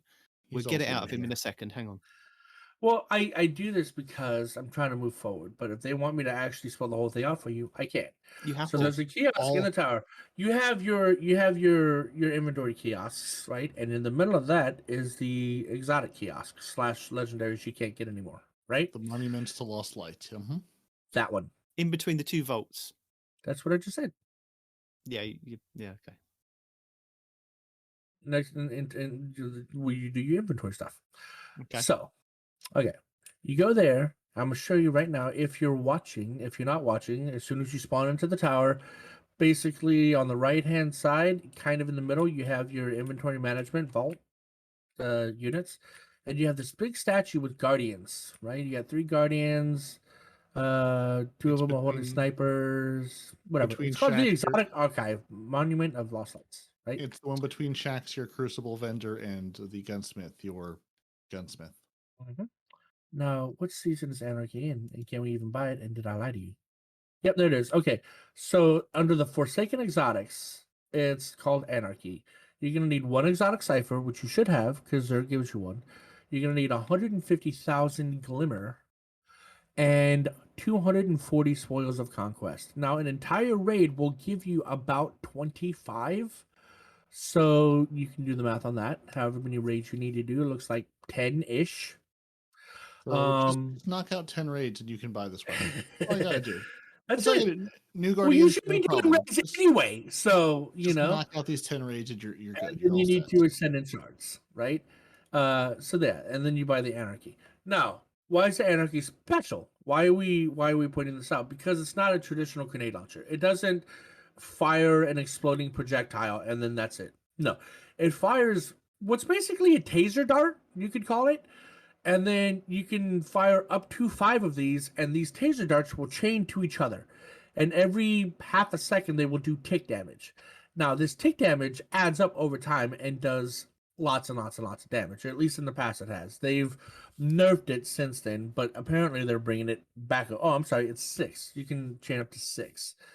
And you can do all kinds of crazy stuff with this. You can chain doorways, you can chain bosses, and if you tag a boss with 2 of them, it'll keep chaining damage across him for, 10 seconds? Or did it get nerfed down to 6? Can't remember. You're the only But- one with this weapon, so you're gonna have to tell us. I don't think it says it in the weapon, though. This is what I'm saying. I don't think it says it in the weapon. But let's check. It doesn't matter. Either way, Yeah. This- Either way, this- it does tons of damage, and we use it for boss damage, for actually everything. Every activity, this was good for many seasons, right?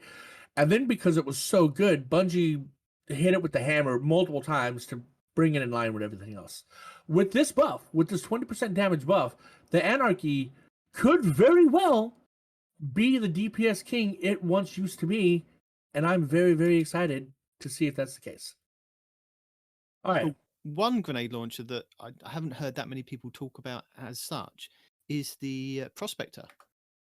Now that one was a very good DPS one, wasn't it? In I believe it was Crown of Sorrow when we had that. Yeah, Prospect is unique too, but it's less boss DPS now and more ad clear, right? Because the Prospector was the only full auto grenade launcher that we had in the game, right? So as long as you held that trigger down, it would keep pumping out grenades. Now everything is full auto, so that doesn't really count anymore, right?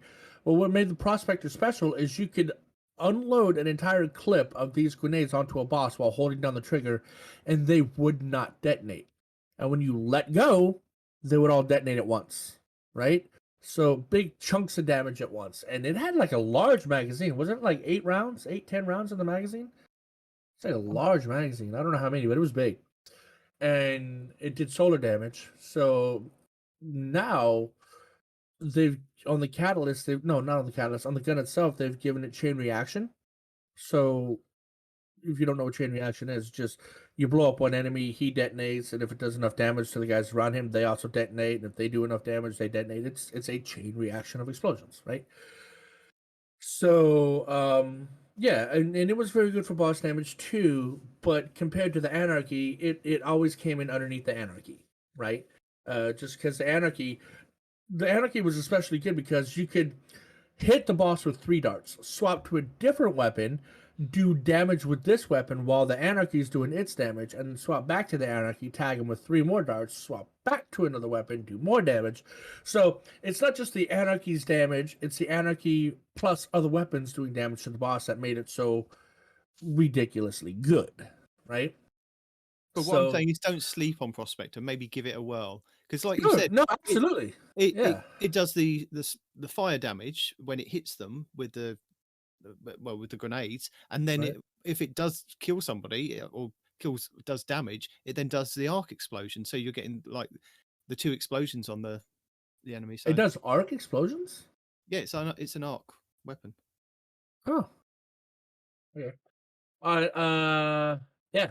So, yeah, don't sleep on that. It's also a good one. Also, to keep an eye open for, if you're looking at grenade launchers now, legendary ones, you want ones that have full court, spike grenades, possibly auto-loading holster. What else was good on grenade launchers back in the day? Well, whatever ones are going to give us the Lightfall, they're going to be better than those. Yeah. Yeah, but we're talking about perk-wise. Start looking out for these perks, right? So the full court is the longer the round travels, the more damage it does. Spike grenades is if you manage to hit a target directly with a round, it does additional damage on top of that. What's the boss damage perk with the bird? The other one you want to look out for is called Vorpal. That's right. Spike grenades, full court Vorpal, I believe, was the god roll on a lot of grenade launchers back when grenade launchers were the thing. So you might want to keep looking out for those as well. So Spike, Vorpal, auto-loading holster, Spike. And the other one, Explosive Light. Explosive Light was the other perk I was thinking about. Yes.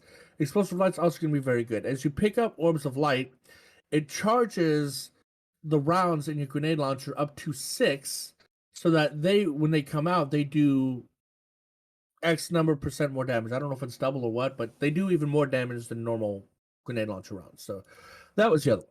Keep an eye open for those. I just hit my mic. Sorry if y'all heard that. My bad. Oh, funny Let's thing, we do didn't actually hear shotguns.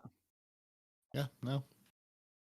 Moving on to shotguns. The new shotgun reticles now show the correct spread pattern, but in its shipping form, the size of the reticle wasn't affected by the current spread angle, which will change if you jump or with magazine options such as smoothbore. This change should make the reticle accurate in most ways at 85-degree fields of view. A change A change to make this accurate for all field of view options will come in a future season. I wonder why 85. Is that the default? I can't even remember anymore. No idea. I Probably. mean, just Yeah, I'm at 105, I think. So yeah, I don't know why It's probably 85 is free. it's probably the default on everything that's not a latest series console or PC. Yeah, I probably. don't remember what it is offhand, but that sounds about right. Shotgun reticules now change in size proportional to spread angle. And on a related note, the Legend of Acarius hipfire reticle is now a bit more representative of its very large spread angle. Moving on to kinetic weapons, can one of you take over? I need to get water. of course, yeah. Okay. So yeah, with shotguns, I mean, we changed the reticles to different shapes, and now we're going to change them to have a correct spread pattern. So more tinkering behind the scenes. But then, I mean, I've seen a lot of slide shotguns in Iron Banner since they made the changes with the slide shotguns recently. So they are slowly coming back. So I think with this, it might balance it out a little bit more now with actually changing the size proportional to the spread angle as well. So I would say keep your ears to the ground and your eyes peeled for a Fallout video, but I think he's sick and tired of making shotgun videos. But he could He's make like, one You'll figure just- it out. just in case, yeah. And if not, somebody will make one with the new changes and go, here's what you need to know. I can guarantee you it won't be us because we are Nope. not professional in any way of making things like that. But Nope. what we can tell you is that the kinetic weapons are getting a bit of a buff. So the kinetic slot weapons have always done 5% more damage versus unshielded targets in PvE. This meant that the kinetic slot stasis weapons were straight up better. Well, we all kind of knew that, but now they're telling us blatantly. Yeah, was this news to anybody else? That extra damage? I don't Did think I- so. Well, maybe new people coming into the game they didn't know, but yeah. So your kinetic weapons, and then the ones that are in your primary slot or not even in your primary slot, the ones that have got stasis on them were doing better than like your void, your arc, and your solar weapons. So they want to give players more of a reason to run a kinetic damage type weapon. So instead of a kinetic slot damage boost, we're switching to a kinetic damage type boost based on whether your kinetic weapon uses primary or special ammo, and increase the bonus significantly. So the kinetic primary weapon damage multiplier increases from 1.05 to 1.1. The kinetic special weapon primary damage multiplier increases from 1.05 to 1.15. And the kinetic slot stasis weapons no longer have the 5% damage bonus versus unshielded targets in PvE. There is also a kinetic damage type perk coming in Lightfall.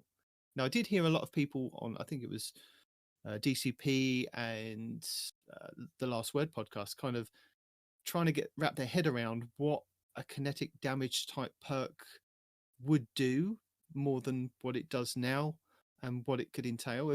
Have you got any ideas? Because they didn't have any ideas, and I definitely don't have any ideas apart from it. Maybe I think the only thing that they came up with was like shield piercing or unflinching. Well, it flinches more kind of thing. But yeah, it No, was not like necessarily shield piercing, but let's say non-shielded enemies, you could shoot the bullet through them and hit things behind them. Right? Give it a verb, you cowards. Give it a verb. Right. Give me a kinetic verb of some sort. Collateral. Call it collateral, right? There you go. Boom. So it's a bit like Dragonfly and Firefly, but a little less weaker. No, it's not. It's not like either one of them. There's no explosion. It just No, goes through them No, and hits things behind them. when you say Same- collateral, that's what yeah. I Yeah, think same- explosions. Yeah. See, no, I'm not thinking of same on idea of kill they hitting- explode. I'm thinking of on shot, the bullet goes through this enemy and also hits the enemy behind them, therefore doing damage to two enemies. Not necessarily having to kill them, just the bullet goes through them, therefore you're doing damage to more than one enemy at a time. I mean, what they could do is repurpose some of the perks that we've had in Destiny 1 that haven't made their way into Destiny 2 and just transform that into what the kinetic weapons are now. Like Maybe what? that's what they're doing. And I'm Like trying what? I'm trying to think because I can't remember. There were a couple of perks that it sounds, now that you were talking about it, that sounds very familiar to like Destiny 1 perks. But Somebody else carry on, and I'm gonna have a quick look. 'Cause, for example, snipers in PvP, right? If you have a high impact sniper, and you have two guardians standing behind each other, you could potentially kill both with the same bullet, right? But what if kinetic weapons, by default, if they're not shielded, just goes through the enemy and hits enemies behind them? Therefore, you're damaging more than one guy at a time. Therefore, you're able to kill groups of ads even faster, right? Because you don't necessarily need a kill to detonate an explosion like Firefly or Dragonfly. You just need them to stand kind of behind each other, like they do a lot of the time when they're coming out of doorways and whatnot, right? Just mow them down as they're coming out, you know? I mean, it's just the first thing I came up with because I can't really think of anything else that would, I don't know, justify a kinetic weapon over an energy one. You know, maybe Hollow Point. Maybe them wearing armor does more damage if you have Hollow Point kinetic rounds. You know? Armored combatants like yellow bars take more damage from kinetic weapons because of quote Hollow Point, right? I mean, just who knows? Who freaking knows? It's Bungie. They'll come up with something. It'll give you airborne accuracy. Yeah, don't know. I'm curious, as someone who really enjoys kinetic weapons that fire forever. I'm curious to see them get some love, whatever it ends up being. I think it's gonna be interesting too because we're gonna have Strand and just a whole nother element of gameplay and a whole bunch of new enemy types to combat, like the big giant. I can't remember what they're called, like the bruiser guys who can steal our light or suppress our light. Maybe it's something around that. Maybe it's a strength against them or something for the Yeah, that's a good idea actually. Because we're going to have just different elements in the game. This real sense of suppression and whatever else Bungie does with that. Yeah. So, exotics. There are changes coming to some exotics. Are we excited about this? No. Yes. Maybe. Yes. Possibly. Possibly. The ones I have, yes. The ones I don't have, no. Ah. So just like many players, we've wanted exotic weapons that have a strong theming around their damage type to use the real subclass 3.0 verbs. So just to make you happy, Parody. Mm-hmm. I do love my verbs. And Lightfall's longer development and playtesting cycles gave us the opportunity to add subclass verbs to many of the top picks. Our goal with the adding subclass 3.0 verbs is to this grant. That doesn't make sense. Is to this grant. Really? That's not just me, is it? No, I see it. Our goal with adding subclass 3.0 verbs is to this grant these weapons. Yeah, no, this. That's all right then. It's not just my reading. My mind went, what? No, it was justified this time. Okay, fair enough. So basically, Bungie's goal was adding subclass 3.0 verbs to these weapons, adding functionality and letting them tie into the subclass build more meaningful way. So what I don't get, and we'll go through the weapons, is that where's my risk runner on this? Where is my risk runner on this list? Hey, right, the one obvious one. Well, second obvious one. I mean, Dunshot was the first obvious one that they have actually kind of decided. Well, risk runner already chains lightning. It already has the shocking perk on at all times. So, yep, I want it to tie in with verbs. I want a verbiage on there. So the Queensbreaker's bow, its blinding effects was underwhelming for a heavy weapon. So note that Queensbreaker was also not affected by the global damage reduction to linear fusion rifles, making it substantially stronger by comparison. So shot now substantially is a strong word. It's 10% stronger. Making it substantially stronger by comparison. Yeah. Well, 10% is still substantial by comparison. Yeah. Shot now chains to nearby enemies and uses Arc 3.0 blind. So does that mean every shot of the Queenbreaker is going to have chain lightning to it? Imagine that in Gambit. The Queensbreaker's coming back to Gambit, guys. Queensbreaker would actually be pretty good. Now, maybe not boss DPS, absolutely not. Oh no. But for ad clear? Or in PvP. I mean, really, why would you want a heavy for ad clear? Hold on, let's think about this. Or PvP. Oh. People capturing a zone, you get one of them, blind the rest of them, and the arc just like chains all the rest of them You standing don't on live that capture here point. anymore. Okay. Um, Wither Horde okay. needs some competition. yeah. Ruinous Effigy. This. Oh, I'm looking forward to this. So if you've missed this weapon, this is the weapon. If you get a kill, you transform that guardian or that enemy into a little void bully, and you Yep. can pick up that void bully. You used to get damage reduction from it, but I think You do. don't. If you pop the shield, you still get some damage There reduction. you go, you can Yes. pop a shield, and then you can slam it onto other people, and just it turned into great fun when it first came out, and then they kind of nerfed it.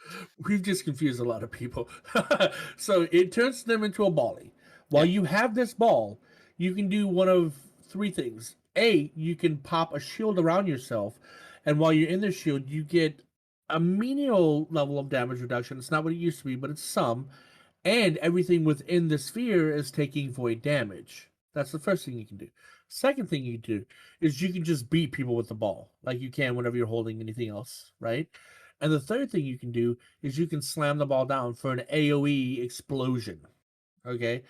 And this all comes from using a not a linear fusion rifle, what are these called? A trace rifle to turn somebody into a void basketball. It was so much fun. And now I hear that it's suppressing. Oh, yes. So if you're a hunter, with the build that we've been using this season, every time you dunk this ball on a group of ads, you're going to go invis and get an overshield. I love it. Does that build use any mod from this season, or is it just the pure exotic? That's the pure hunter build. No exotics necessary, no mods necessary from this season. Well, there we go. Beautiful. Yep. So what you're saying is I should probably finish my catalyst through in this effigy at some point and remember that weapon exists. Oh, dude, you don't. Oh, man. Yes, you should totally do that. It's such a fun thing to use, too, man. Oh, Because, like, I you never pick said up it a wasn't. ball, you get a shield that's damaging, and You not don't only have is it to damaging them, Explain the weapon to me. I understand the weapon. but I like, have but the weapon. like, I've used the even when weapon. they go into the orb, it's almost like it's a blinding effect. But they're not blind, but they don't really attack you, right? Because they're all like, "Oh God, it hurts, it burns," right? They're like stunned when they go in there, and then you slam it and kill everybody. You Yeah, turn somebody else into a ball. Again, none of this is news. I understand all of this. I'm just saying It's so fun. I never finished the catalyst on it and never saw a reason to go back to it. Oh, my And now goodness. there might be a reason to go back to it because Yeah, the Absolutely. transmutation spheres, slam Mhm. attack now suppresses. So Love you it. do like a bit of void. So there you go. You can slam people and suppress them. I like whatever Plunder the Booty tells me to run. Right now it's Void, because Void is delicious. There you go. No, what do you have for void? Because I know hunters, if I kill a suppressed enemy, I go invis, I get an overshield. Yeah, look, there It's you go. good stuff. What about you? I If don't you kill die. suppressed enemies, Oh, I don't care about suppressing them. I just care about having an unbreakable shield of death and all the bullets in the world. well, how do you get that shield of death? By doing what? By throwing down a small wall and standing near it for me and all my Oh. friends. Okay, that makes sense. Okay. So the Leviathan's Breath, the bow that everybody has forgotten about, it got a buff a few seasons back. Inadvertently reduced the PvP damage. Not that I don't think anyone was. I say that actually, I did get killed in Gambit with it once. There's one guy. There's always one. There's one person out there Mhm. somewhere that's got like 90,000 kills on that bow. There's always one person. I'm convinced of this. That's my son. He loves Every- going into PvP with a 3-bow build. Every exotic has their one super fan. Leviathan's Breath reminds me of those kind of huge crossbows that you see in kind of Robin Hood films, where Mhm. they have to stand on it and pull it up with both hands to load the arrow, and then they kind of heave it up onto their shoulder before they can take a shot. That is what Leviathan's Breath is like. It's so slow. 400%. And even though they gave it a catalyst that did extra things, that when you actually did get a shot, you could rapidly fire it off. It's just like, it's one of those weapons that I think maybe it's going to be good, maybe it's not. But they keep Well, tweaking. when you with- do a lot of in-game activity with champions, every now and again you'll need to have the you don't. Leviathan No, you because it'll cover because No, you it's got don't. an You inherent don't. champion. You No, don't you don't. need. No, need No. is a real strong word. I don't think I've Hey, used it before for, before we had 4 before we years. had Thunderlord, Leviathan's Breath was the go-to. Now, people might be using Thunderlord now not for me. For what For what? exactly? for the champion mod on it. They The have the last same time I champion mod. used it was to get the catalyst for it. That was it. And what mod does it have on it? I'm not Overlord, being I believe? facetious. Like I don't remember. So I think it's Overload. Overload or Unstoppable. It's one of those two. Yeah. Yeah, no, I would never touch for either of those things. But sure, But you do. when they did buff it a few seasons back, they reduced the PvP damage enough that it could no longer one hit kill players in their supers with headshots. They fixed that. But they're also adding volatile and increasing the damage versus champion substantially, another substantial impact here, to highlight its anti-champion role. So it Which- might be good with anti-champions now. Yeah, 30% damage buff, absolutely. And if you have the catalyst, it like almost doubles your not your magazine, your quiver capacity, right? So I mean, it one shot stuns champions while taking a huge chunk of their health away, even before this buff. This is going to be I'm going to run this for funsies because it applies volatile. You can kill a guardian in their super, but that is provisional on whether you've actually picked up heavy to actually kill that guardian in the And if you super. can aim. And they haven't targeted you first. You are you are on the other side of the map and you've just fired that bow 'Cause you get- into the air. You and get it's what, just one or dropped on two your head. shots? You get like Yeah. 1 or 2 shots with that, and that's it. And then if you miss the one shot, it takes you 5 minutes to reload that second shot. Week and a half or so. Yeah, it's by mail. It comes to you by mail. So the 1000 Um, Voices was Yes. briefly a top pick in season 14 way back when, but it Mhm. has also been eclipsed by other options since then. They wanted to lean even more into its chaining of solo explosions by adding Scorch, and with the global heavy weapon changes, it's also a strong option. So if you have Ember of Ashes equipped, and landing a full burst on a single target will trigger the ignition immediately, exact results may vary depending on whether your other players are also scorching a target. So yeah, it does scorch. Ember of Ashes is the mod, isn't it? I believe. Was that Sounds right. Or the fragment thing. Yes, that's it. So we all have access to it. Hunters, Warlocks, Titans. We do. Unfortunately, it is not a linear, so it's treated as just a standard fusion rifle. And Yes, it's also a raid one, so you still have to go do the raid to acquire it. You Or do. buy one. You Okay, can't so buy you have it. to then go do 15 to 20 no, You raids. can't buy you it? can't buy it. Really? Oh, we go through this all the time. You can only buy the raid weapons that there are no longer the raids for. 1000 Okay. Voices is in the Last Wish raid. So when that comes up each week, when it's the focused raid for the week, you can farm the final boss or that final run to get the keys to open the chest in the final run. Oh, he's right. Yep, go do the raid. Go do the raid a whole bunch of times and hope for the best. I Right. hope I know because I do make some videos on this. Oh. Anyway, each explosion now applies 10 plus 5 with Ember of Ashes Scorch stacks. Sunshot was a top candidate for applying solar subclass verbs, and the explosions are a You clear think? That was a huge ball they dropped on that when they didn't give that scorched. Everyone was like, what? Again. Risk Runner. Risk Runner already does the thing, though. It doesn't do verbiage. As a matter of fact, it's even better. You don't want it to have that verbiage because I want people to be blinded. Voltshot is a worse version of what it does on your submachine gun. I don't want Voltshot is only I after want- you get a kill, then it chains lightning once, right? I want people to be Yours blinded. I chains want to be lightning chained the lightning, whole time, dude. and I want an overshield. I want all the things with my Risk Runner. Get out of here. Nope. It already chains But I lightning. can tell you that Sunshot's explosions on a kill now applies 10 plus 5 Scorch stacks. Wow. Polaris Lance is also one of these ones that's also getting a burn effect. Wait. On a kill? Mm-hmm. So it doesn't apply Scorch as you're shooting an enemy? That's dumb. Well, you take it up with Bungie. Okay. Maybe I will. So Polaris Lances has always had a burn effect, so it's an obvious change to switch this to Scorch. The perfect fifth shot now applies 40 plus 20 Scorch stacks instead of a custom burn. The Two-Tailed Fox has tough composition as a heavy exotic weapon, but now it's the only weapon that can apply subclass verbs from multiple damage types without extra steps. So the Solar Rockets now apply 60 plus 30 Scorch stacks instead of a burn. The Void Rocket already applies Suppress, and the Catalyst completes the trifecta.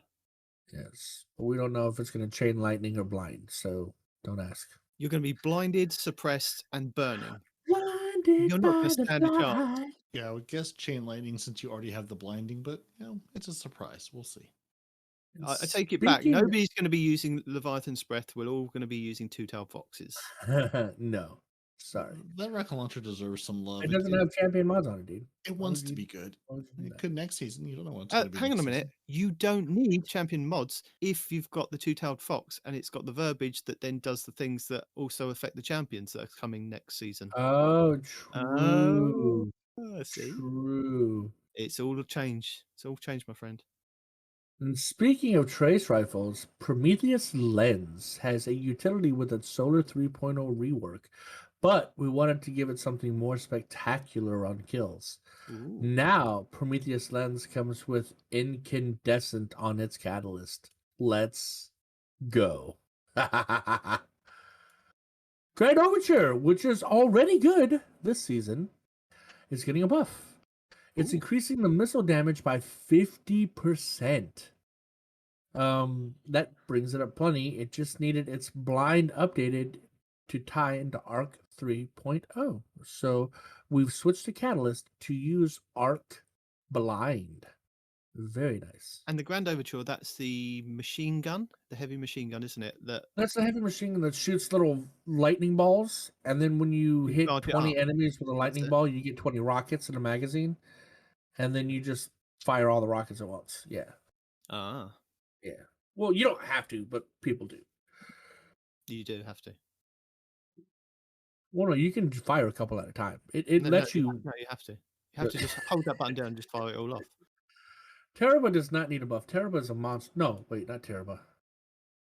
What's the one that's got the beast? Yeah, Teraba. Yeah, no, it's already doing well. What do you mean it needs a buff? Shut up. When you say things like that, you do have to explain to the people that are listening on the podcast that you're now speaking to chat. Sorry.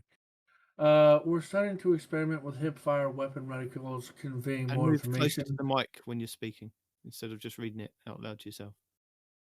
You said move closer to the mic? Yes, because you sounded like you were over here reading it to yourself from a different screen. See, no, that's what we're talking about. My head never moved. I just turned to the left, and you heard the difference. See, that's what I'm talking about, being directional. Well, be Wow, directional okay. better and speak to the mic. Yeah, redirect your head. Fair enough. I'll just move the mic to where I'm looking now. All right. So we've started experimenting with hipfire weapon reticules, conveying more information, and use the Manticore as a test bed for this.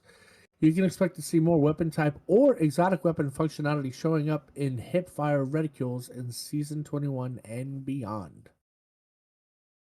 So you're expecting me to hip fire more things? Okay, sure. No, Sure. just no. When you're in the hipfire stance, aka not sighted in, your reticule will show extra information. You don't actually have to fire the weapon; you just have to not be scoped in.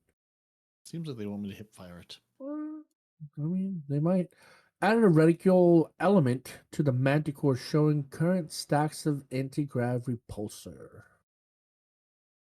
Now, That answered that question. I was like, is the Manticore the one where you fly? Yes, it is. Okay. yes, it is. Perks. With Strand coming into the game, along with new Strand weapon damage perks, we've updated a couple of older perks. Osmosis will now work with Strand. Elemental Capacitor now has the following effect when using a Strand subclass. It gives you, are you guys ready for this? Yeah. No. Plus 20 airborne effectiveness. Hold on. It gets better. I mean, It gets better. Perfect for Strand. I mean, that makes It sense. gets better. I don't If think it you does. use the enhanced perk, you get plus 25 aerial effectiveness. Bam. Okay. So to make it usable with Strand, you're gonna need this.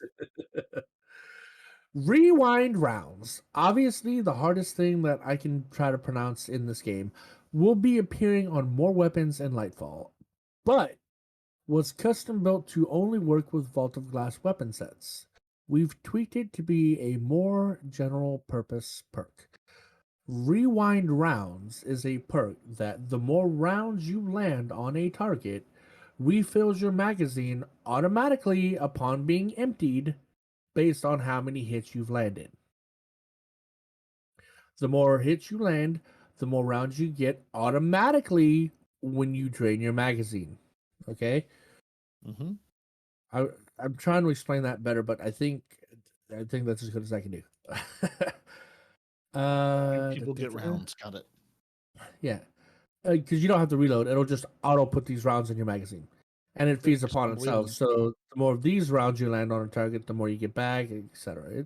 It has diminishing returns, but some people Titans don't like to reload, so it takes away from their immersion. Yeah, breaks my immersion. I don't believe in reloading or dying. That's right. It's also been rebuilt to work on non-Vault of Glass weapons. Now, Eager Edge is a sword in this game that a lot of speedrunners and trolls use to skip entire areas or kill you. With very fast. Yeah, they can kill you in non-PvP environments with this sword. Okay. By smashing you into walls. Yep. Right. Eager Edge has some bugs that needed addressing in a previous release. We have now taken the time to do a more complete rework, which also lets us reduce or remove most of the restrictions that were in place. So it no longer deactivates when moving faster than 35 milliseconds. Yeah. Meters per second, sorry. 35 meters per second. They should have a slash there, right? 35 meters per second. Not milliseconds. Are you sure it's meters or it's milliseconds? It could be milliseconds. But that wouldn't make any sense, though. Faster than 35 milliseconds in reference to what? Moving fast. It doesn't make any sense. It would have to be meters per second. It also too fast. deactivates correctly after a single melee swing, and it reduced the base lunge distance buff from 2 to 1.8. I'm assuming meters because they didn't give us. Those are lunge units. Yeah. Lunge units, 1.8 lunge units. Okay, fair enough. It's actually based on the length of a Titan's super short melee arms from Destiny 1. Oh, okay. 1.8 of those. I know. I thought it was based on the You have short arms because you have giant shoulders to compensate. Duh. Right. That's why the lunge units are different. Reduced airborne lunge distance penalty from 25% to 20%. So they've reduced the penalty. And the enhanced perk now increases lunge distance slightly back up to 2 something. Lunge units. An arbitrary number of 2, right? So now you won't be able to skip an entire section of a raid like you used to, but you have some functionality back in your swords. Congratulations, guys. Blinding grenades on grenade launchers don't do arc damage. Therefore, it is not appropriate for them to trigger Arc 3.0 blind effects. That makes sense, but it's also dumb. We didn't feel the need to change their disorienting effect, though, so we've updated the name to overlap less. Renamed Blinding Grenades to Disorienting Grenades. Now, does this mean they will no longer blind? Because they do blind. Even though it's not the arc verbiage, they do blind you. No, they're going to disorientate. So it'll be halfway between blinding you, so you'll still see something on your screen. You just won't be able to see that shotgun in your face. Vice Stinger is one of the most desirable origin traits in the game for now. Particularly, but not only on linear fusion rifles, to the point where it makes it hard for non-viced weapons to compete. It needed some adjustment, and with this change, it's still viable, but more in line with other origin traits. I'm sorry, Respawn. I'm going to have to stop you there, right? I'm going to have to reload. But they write this like another school child has written the code for this, and they've gone, no, you've done that wrong, and they're rewriting. It's like, you put this in the game. You even made it worse this season with a mod on the artifact. This thing was really strong. We made it stronger. We decided we didn't like that. I agree with this because but it's not our fault. They let you be gods for a season, and then they take it away, and it's gods in another way. I'd prefer not to be a god. I believe somebody once said they should never nerf anything. I agree. I used to I know someone agree. who was very angry at nerfs. So I'm not sure who this man is who is sitting in this respawn chair, but I believe him to be an imposter night demon. I think we have been infiltrated. I think, you know what? It's Savathun. Savathun is with us today. Everyone, Respawn is being played by Savathun this time because this is clearly not Respawn. You know what? I have been 'cause none of this contacted makes by any several of sense. our listeners pointing Mhm. out the fact that Respawn has been very subdued over the last couple of months, and I have had to apologise for this. Like, I'm really sorry. I have tried to poke the bear today, and he's still not being poked. This, The he bear just is nigh unpokable at this Yeah, point. he's- I'm not sure. I'm not sure what's happened you're here. too laid back. I would like to file a series of We complaints. get mixed things because when I was talking to some of the guys from some of our other podcasts, we were doing stuff the other day, and they said specifically, as soon as I hear Respawn raise his voice, I skip. So it's like, what do y'all want from me?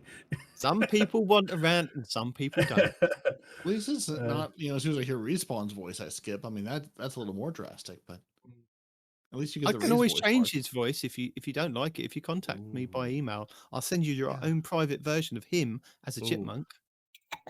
I think would that be I think we should do it. I think you should do a Patreon at this point and make Respawn a chipmunk. I'm I pretty could sure do that would be something to entice the patrons with. A nice Respawn chipmunk edit. Yeah, I also Respawn on volunteer helium. as tribute to be something. Pick a lovely animal for me. Speaking of which, did anybody ever tell us who our streamer alter egos were? I didn't see any feedback. I did. Over I saw. who our- I got some feedback on our email as we are here. Good. Excellent. Okay, Alright, we'll so get to let me- that, but that's Well, great yeah, work. we're almost done with this. Okay. Almost done. Cool. So the change that they Ask made to Vice is instead of it reloading your entire magazine, it only loads 25% of the magazine. So I'm not happy with that. yeah, I mean, well, you can still get it to trigger within this 25%, and it just keep giving No. you 25% of the magazine back Yeah, if you're that lucky, right? Nope, I don't like it. Not happy with it. So the future, not just the wrapper. We're already hard at work on seasons 21 and 22, and some of the changes we're making include adding a full auto melee accessibility setting. What sense does this make? Okay, I saw Asacross talking about this. He really wants just an auto punching Titan, right? But what sense does this make? Somebody please break this down for me. I think the key word there is accessibility. I think it's all about accessibility. Okay, so we're talking somebody who's disabled in one way or another. They can just hold the button and continuously melee instead of rapidly pushing it. Is that what we're talking about? Yeah, it's not for you. Yeah. Okay, I get that. Okay, Yeah, it's while the accessibility setting for full auto firing helps us with older, slower reflexes because we are disabled against the young people. Uh-huh. I think this is people who are either again using accessibility features for one thing or another. This is to help them. This isn't for everyone. While we can all find joy and love in the full auto firing, the full auto melee, again, accessibility. I don't know if I would though, because the last thing I want is to throw a throwing knife and then melee 3 times in a row. Well, good news, you won't have to. Yeah, it's a toggle, right? It's probably a toggle. It's a Alright. setting. So yeah, you can set it on or set Okay, it there off. it is. Which will apply to all forms of melee. Hear me out. All forms. Empowered melee, non-empowered melee, all forms of melee. A pass over a weapon type and exotic weapon hipfire reticules, including increasing how visibly they change even at high field of vision, and adding features like charge meters and exotic perk counters. Nice. I like a charge meter. We've also got balance changes in the works, but it's a little too early to get into them. We'll have more information to share post Lightfall. 2 more weeks, guys. I think. What's today's date? 2 more weeks. Bless him. 3 No, more we got weeks. a month. We got a month and 2 weeks. No. Okay. We've got No? 3 weeks. We got 3 weeks. It's 2 weeks, 5 weeks, 3 weeks. It's coming.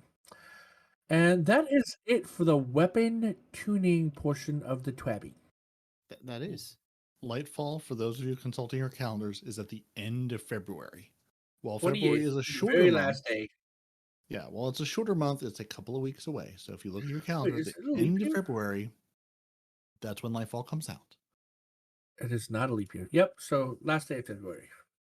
Now, what were we talking about The before? big stuff. We're getting to the TWAB No, this week at Bungie for the 2nd of February 2023. you were saying something, and I said we're almost done with this. What were y'all talking about? Oh, I'll go back to parody. Oh, the feedback. The feedback. Yeah. So Isha Baldwin Hammer says, and apologies if I'm butchering your name. I probably am butchering your You name. probably are. It doesn't sound like a name.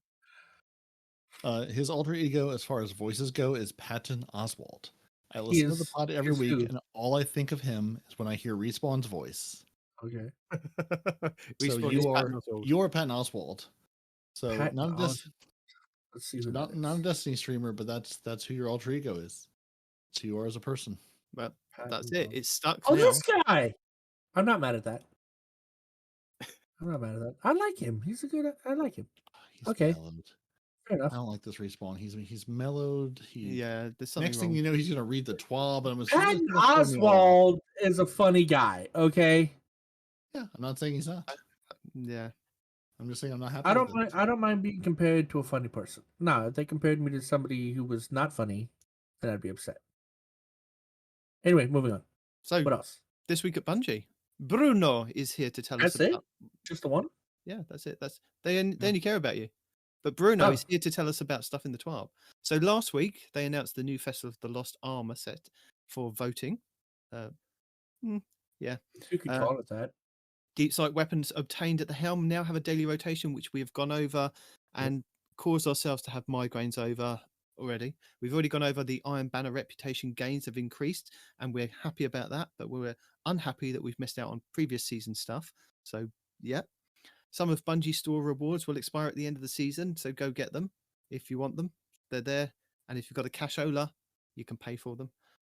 And last week we read about the economy changes, and there were a couple of videos that I put out there for you guys to check out. Now, this week, there was a Lightfall exotic gear trailer. There's a reminder to go and read the Weapons Sandbox blog, which we have just read, because that's all changing. It's Black History Month again. That comes around every year. The Blues are gone for real this time.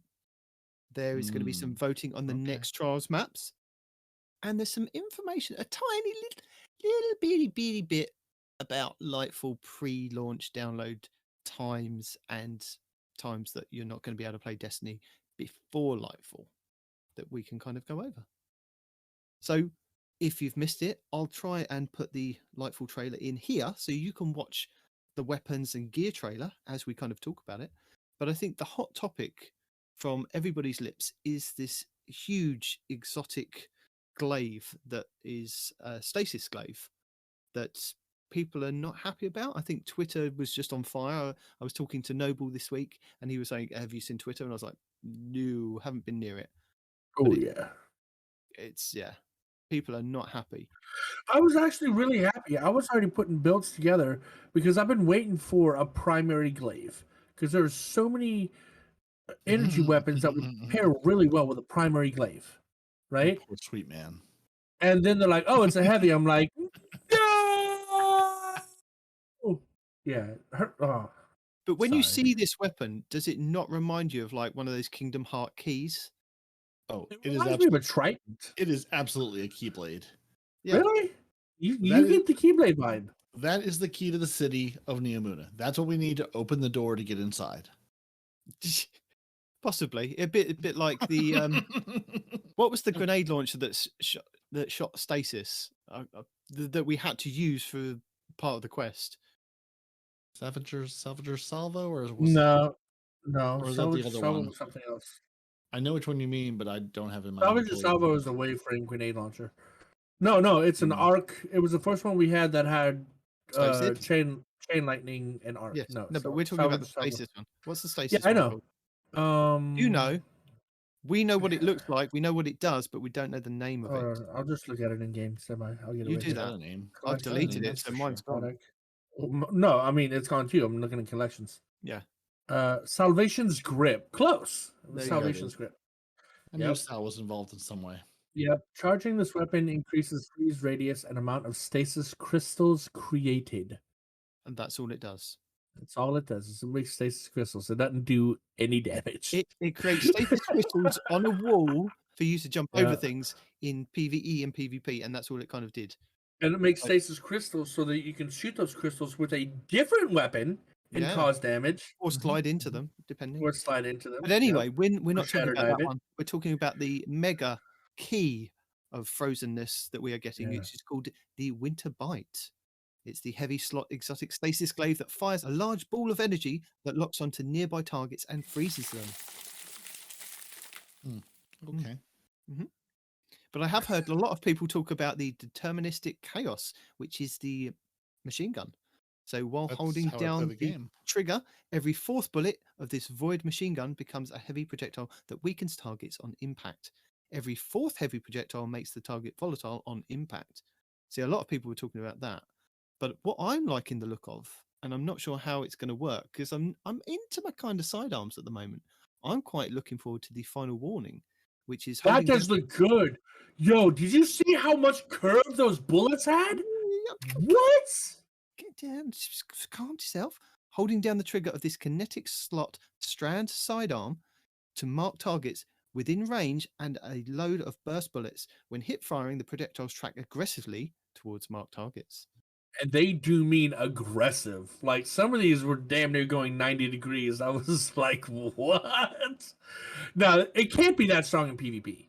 It's gonna it's gonna no. break PvP. It absolutely can be for maybe a full season before they nerf it into oblivion. I wouldn't even give it a full season. It'll We- probably well, be that's what I'm saying. Maybe 3 I'm months. saying Yeah. I'm saying like maximum. I'm Yeah. saying maximum to get to the end of the season. That they say they'll probably keep it strong, just like they did with Stasis was super strong when it came out. To go, ooh, Stasis, everyone loves Stasis. no, but what they might do And is then just they turn it nerfed it off into like they did a oblivion. couple of other weapons, like your lightning. What's the machine gun called? Thunderlord? No, the Lightfall You one. said lightning and machine gun. Thunderlord comes to mind. I'm No, sorry. I meant the Lightfall one. The Lightfall Oh, machine like gun. fall. Not machine gun. Oh, Auto rifle. Wow, machine Quicksilver guns. Storm. That's yeah, the one. I They was turned like, that off, you know, didn't they? yeah. Sorry.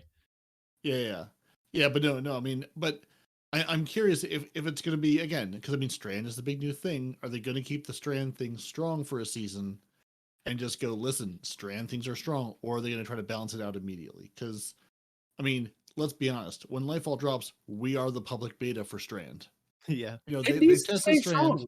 It needs to be ridiculously strong, just like That's what I'm assuming they're going to do. They're going to give it its season again. If it's too strong and too broken, if it's like Trials, you know, the top 3 weapons are all this weapon, people are try wielding it, then yeah, they might hit it. But yeah, no, I think it's going to be real strong for the first season of Lightfall, and then they're going to hit it and hit it hard. Everyone's going to go, oh my god, how could they nerf this? It's like, are you new here? This No, is what I they do just- every single time. I want to see more than anything else. I want to see a match of Iron Banana where you have 1 Superman Titan and 5 Strand Hunters, and I want to see that Titan hit that Superman slam to go towards the objective and just have a train of hunters tethered to him. We can set this up. Yes. We can set this up. Now, have you guys seen the Geofalcon's brother, the Chatara facade? After grappling, this exotic helmet It's gives. nowhere close to his brother. What are you talking about? I'm just saying it's hard to pronounce. Oh, Say okay. it again. After- Sure. Hold on. No, let's actually try to pronounce it. Okay, so No, let's not. No. Sir Tara. It's a facade. Mhm. Yeah. After grappling, this exotic helmet gives extra protection as a hunter gains body armor. Only the body, head is still vulnerable, and flinch resistance. That's stupid. There's the Aw. respawn we know and love. Why not the head? That just doesn't make any sense. Because it's tiny, it doesn't matter. And you have a hood over it, so you'll That's be what fine. the cloak's for. Yeah, how are you? Yeah, gonna the show off hood cool- counts cool as a hats and all? hitbox, though. That's why I take mine off. I am looking forward to the Aberrant Leap. When Titans use their barricade, it gives extra armor to its wielder and spawns 2 additional seeking projectiles that track targets aggressively and suspend them. So I Yeah, was thinking, It says maybe- 2, but in the video it shows 3. So Yes, does your barricade by does say- default shoot 1 Well, all the time? obviously, but it says 2 additional seeking projectiles. So Right. I'm guessing this has to be used on Strand because I was thinking maybe I could equip this on like an Arc subclass, send that thing out, and it does. Maybe it does. Oh boy. Yeah. No, it's this sounds like a Strand Kepri's horn. This is an And- offensive shield. This Yeah, is not once- okay. Well, yeah, but Respawn, the Kepri's horn has been in the game for a long time, and Yes. it's not really. What does a that do? thing. It sends out the flame wave. Yeah, when you put up your barricade, it shoots a wave of fire out. It's Oh. a thing. It exists. Nobody uses it. So I'm like, I want to be excited by This this. says seeking projectiles. Yeah, but seeking and seeking, as we all know, mean very different things depending on Yeah. the seekingness. And if it's the Strand stuff, from what I've seen in the video, if you get caught by Strand, you get suspended in the air. So you pop a shield, these seek me out, suspend me in the air, and then you kill me. That doesn't sound okay. That sounds Yeah. very bad. Especially how far they go. I want to know how far they go. You should be speaking to the warlocks because they have swarmers. This new exotic leg armor allows warlocks to create threadlings to infest and attack enemies after destroying a tangle. Lots Oh, of cute verbiage little there. threadlings. Lots of confusing stuff. Mhm. It just sounds to me like they're throwing out knitting needles and just Mhm. everything's getting tangled up because you know what it's like if you give a cat a ball of wool and it just goes everywhere. This is what this says to me. It's My just cat's always been a yes. toilet paper kind of guy. threadlings, infestations, Mhm. tangles. Yeah, it's just This all sounds very exciting, and I'm going. So it's the Strand version of this other thing we already have. yes. This I glaive want- looks so delicate. Like we're I gonna want break. to be it first super time we hit excited something. by it, but I as we always say, like I need to play with it. I need to see it. It sounds exciting, but I'm going, yep, but we have this in it, and that's not good. So is the Strand version going to be good? Is it a Yeah. good Kepri's horn, or is it just another Kepri's horn? We'll go. Yep, that's a thing in the game, all right. It is certainly in the game. So you Titans have another roaming super, right? But just like your hammer, you can spin with this super. Yeah, I'm the least excited. Again, maybe it'll be good. Maybe I'll be maybe I'll have fun as a crab. Maybe being in Maryland gives me like some extra crab boost. I can put some Old Bay on those spikes. I don't know, but I'm not You're excited about the faster. crab. I did notice you're Uh, faster than when you're wielding in the mall, right? Yeah, So it's a faster roaming super that also spins. yeah, but still, I'm tired of having to run at you. Or Let fly. me, let me run over to you and whack you in the face. Like, can we really not have? We have all this cool Strand technology, and it's still like we're gonna make you walk over and have giant crab claws. Okay, really? So- that was your best thought. That was your I'm trying Titan to think. plan. Hold on. Your solar subclass and your frisbee from your void subclass is the only ranged super options you guys have, right? Everything else is either run at the enemy or fly towards the enemy, right? Yeah. Huh. Everything else is basically a middle school boy going, "Come at me, bro! 1v1 me. I'm gonna beat you up." Well, I mean, the Titans are supposed to punch everything Um, anyway, so Yeah, but like, could we take it? Can I have a different power fantasy? Can I have a power fantasy where I don't just punch people, or if I do, Well, they've also given you a hunter Ooh, dodge. Ooh! I know what they should have So you done. stole our dodge. No, And, listen, and on top of stealing our Hold on. dodge, you're getting your exotic back, which is going to let you dodge in the air. I know what they should have done. I know that they should have done. What's You know Green Lantern, Hal Jordan. Yeah. You know, Mhm. in the Ryan Reynolds film, when he just pulls out those huge green machine guns, we should have Yeah. done that. It should have just Yes. our arm should have just transformed into That would have been giant pretty cool. green Yeah. machine guns, and we could just give you mow that. everything down. Just Yeah. a Also- wall of bullets coming at you. Yes, A bit- please. I also would have accepted arms turn into large tentacles where I can pick up enemies and just like use them to batter other enemies, or even better, throw them, pick them up and throw them at people. I would have accepted that too. But just big crab claws I get to come and smack you with. Stab. Looks more like a stab. Stab, Still, stab, I again like I want to be excited. I want it to be good, Yeah. or I could just go play Warlock and enjoy myself. Well, why do you default to Warlock? Are you trying to say you don't like the hunters? We have a kunai with chain, bro. Sir, That's Sir. pretty dope. the amount of time it would take. I played one match of Iron Banner with my hunter today. the number of things that Hunter has not done, the string of things on the side of my screen, that Hunter's gonna need a year and a half to figure out what's even going on in the game. Sounds to me like you need to lose a bet, bud.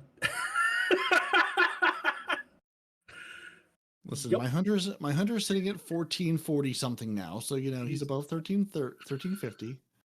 But he still needs to play Witch Queen and do something for Beyond Light.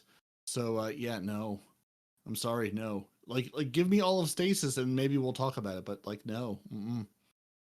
That's one thing I wonder about, is that when we're going to go into Lightfall, is it going to be like Beyond Light, where you have to take each character through the certain part of it to actually unlock the stasis for those characters? Or have Bungie learnt that once you go through with one character, is it going to be unlocked for all the other characters? I know they did it after a very long period of time with Beyond Light, that you could then just go to the vendors and pick up the stasis stuff, but you still have had to have done a little bit of the Beyond Light stuff. Hopefully they've changed their mind, but I could see them just kind of going down the route of, no, you've just got to do it on all three characters. A bit like you had to do with the Witch Queen, with doing the legendary I hate campaign. that. No, to the- no, that is dumb. That is dumb. Yeah, What I see them doing hope they is don't, I see them having us go through the whole encounter, right? Only to get part of our abilities, Oh, right? no, you know And then that. after the raid or after the dungeon, Ikora is going to have the rest of our stuff that we have to buy from her. Like, know. why does she have our abilities for sale? It's not going to be Ikora, it's going to be the Cloud Striders. It doesn't matter who. Why do does. they have our abilities for sale, bro? I'm the one that figured out how to manipulate the psychic strands. How are you selling me this, right? How are you selling me Maybe they don't. grenades and stuff for my super light based abilities? How are you selling them to me via transaction? Because she knows all about the light. The darkness, she outta doesn't here. know anything about. But yeah, you are right. with- Maybe if it was warlocks, maybe I could see the warlocks going to her. Hey, how do we do Okay. this, right? That logic. Who But are you that's going to go not a to? hunter. Who are you How going to to go do to? it. Are you going to go to Crow and say, No, Crow, can I have some of my light subclass stuff? You know No, you're what? not. You're going to cry and You get need upset. to keep the gloves above the belt, sir. Okay, we're not talking about. Wah. you No walked Hunter into this. Vanguard. You Wah. can't- yeah. So the hunters don't get stranded because you don't have a Vanguard. Figure it out. No, the hunters just figured out how to use Strand, like we figured out how to use every other light subclass we've ever had forever. You know, That was all. the fact Cade- that we have to buy from anybody, Ikora or anyone else for that matter, the fact that we have to buy our abilities, like what? What is this? I don't know what it is. Destiny No, 2, we need to have our subclass abilities from the get go. I don't want to wait till after a raid to get some. I don't want but to wait till after that a is the- dungeon to get some. No, but And I that is, damn sure don't want to buy them from a vendor. Give me my abilities, dude. that is the way that it kind of works out now. With Beyond Light, we had to wait for the raid to be completed before they unlocked other. Why does it work out that way now? Why is that a thing? The same with Witch Because- Queen, because It- Bungie it's- says so. because Bungie says so. Yeah, It That serves is no purpose. Why give us half of our abilities till after a raid? because they said. Because maybe they were like, hey, there are some things you can do in the raid, or we would prefer it not be there Yeah. for day one. Exactly. That doesn't make any sense. It does. It doesn't, because you still caught by the light level contest mode. So even if they give us all of our abilities, we're still in contest mode, dude. But that's what they've said for every single raid going forward. When they introduced this, they did it in This is Beyond Light, they did it asinine. in Witch Queen, that you can't have the other unlocks until that's kind of gone, until that's asinine. unlocked. So Sorry. we get a new season, but we can only use half of our abilities To until First 2 weekend of- more yeah. weeks in the season. You only when the need raid a few opens. abilities to get going. You'll be fine. Get out of here. No, I want all of my stuff. It's my abilities. You don't I've earned need them. half of it. Give them to me. The weapons are changing. We've already told you about all that. Yeah, we've already gone over the fact that machine guns and heavy grenade launchers are getting buffs, the bonus Yep. damage for kinetic weapons, legendary Yep. linear fusion rifle adjustments, Yep. subclass verbs for exotic weapons, and some tuning to various perks. Already talked about it. Already covered it. Sweeperbot here has swept up all the blues. Bye bye. Oh my god. For real this time. Ooh, I'm still so tilted about that. I believed Bungie the first time they said it, and then I go to my vault, and the Blues pushed out 50 plus 10 of some of the hardest materials to get in the freaking game: the golf balls and the shards. Oh, Why Just- are those sitting in your postmaster, not your vault? because you can't put them in your vault for one. For two, my character was already full, so then the only place they can live is. I wish you could put them in the vault. That'd be amazing, but you can't put them in the vault. They're either on your character or inside of your postmaster. And I had so many blues, it pushed them out, and then after it pushed them out, it said your vault is full. You might want to take a look at that. Oh, I'm still so tilted about it. That's why I've been trying to run GMs all week, and I ain't seen anybody do it until like 3 a.m. after I'm passed out. Because I need to replenish those, man. I have 2 golf balls left. I had 20. I now have 2, right? And I have 37 shards when I used to have 100. So the other 8 golf balls to keep on your character, sir.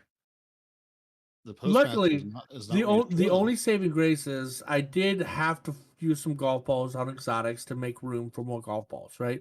So I have a few exotics that are just storing golf balls for me, but it didn't matter. I lost 10 and 50, right? So I'm so tilted about that because they said blues are gone. I go to my vault, it's full of blues, and they pushed out my exotic freaking materials, dude.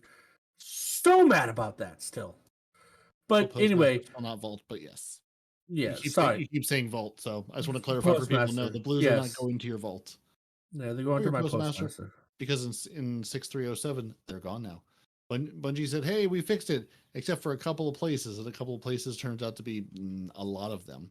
So now they're actually gone. Now, to be fair, I've only played Iron Banner this week, so I've only gotten 8,000 blowout rocket launchers and some Iron Banner gear.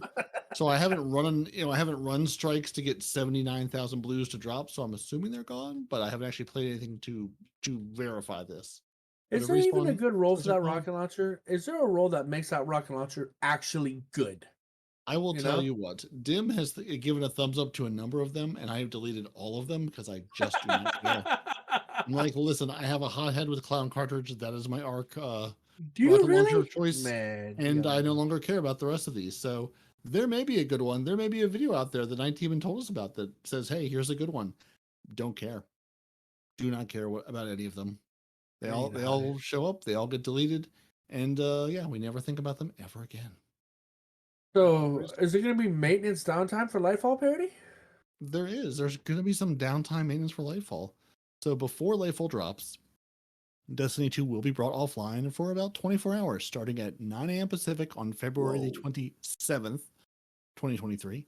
So if you need, you can check your local time here, and Bungie has a handy-dandy link to what time is that in my time zone. It will show you what 9 a.m. Pacific time is. Then it will show you a second clock of wherever your time zone happens to be, where you're sitting right now listening to this, and it will say, hey, here's what time it is for you lovely human beings. It's going to be down for 24 hours, starting at 9 a.m. Pacific, aka whatever time that is for you. Then a day later, it'll come back up. And players so is the API, guys. Exactly. So you can't do build crafting, you can't be swapping. Everything's down. API, game, everything, 24 hours. And even after the game comes up, don't expect the API to be up for at least a few hours after the game comes back online. Yep. This is your time to, catch up with all your favorite Destiny YouTubers, Destiny podcasts. This is your time to enjoy all the content about the things you should have done, have already done, or enjoy doing while you wait for Lightfall to actually be able to release and download it to your lovely console or PC for you to play. And like Respawn said, once it's launched, signing queues are expected, especially during the first few hours and peak play times. So if you're not already following Bungie Help or Destiny 2 team on the social mediums, you should do so, because that's going to be your best source of information on, hey, is the game up? Is the game down? Is it working? Is this, are we good? Are we not good? Is what I'm seeing just me, or is it everyone? That's where the information's going to come from. And this is your reminder yet again, wrap up everything you want to do before the season ends. It is February 4th as we record this. It'll be February 7th or 8th. Give it, by the time you're getting this and hearing it. That means you will have 2 full weeks to prepare, and then an additional week. So almost 3 full weeks to actually get a hold of this and actually do what you need to do in Destiny before the season ends. Because when the season ends, all the things go away. And there's some Cabal Scorpions who need some tough love, Respawn. They need the tough love. They need to go away. Velas Forge wants to remind you that this is the last week of Iron Banner before the new expansion. So it's your last chance to gild the Iron Lord title.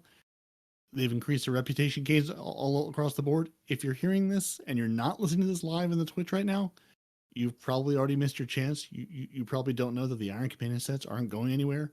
You've probably already missed the Frontier's Cry and the Razor's Edge Sword.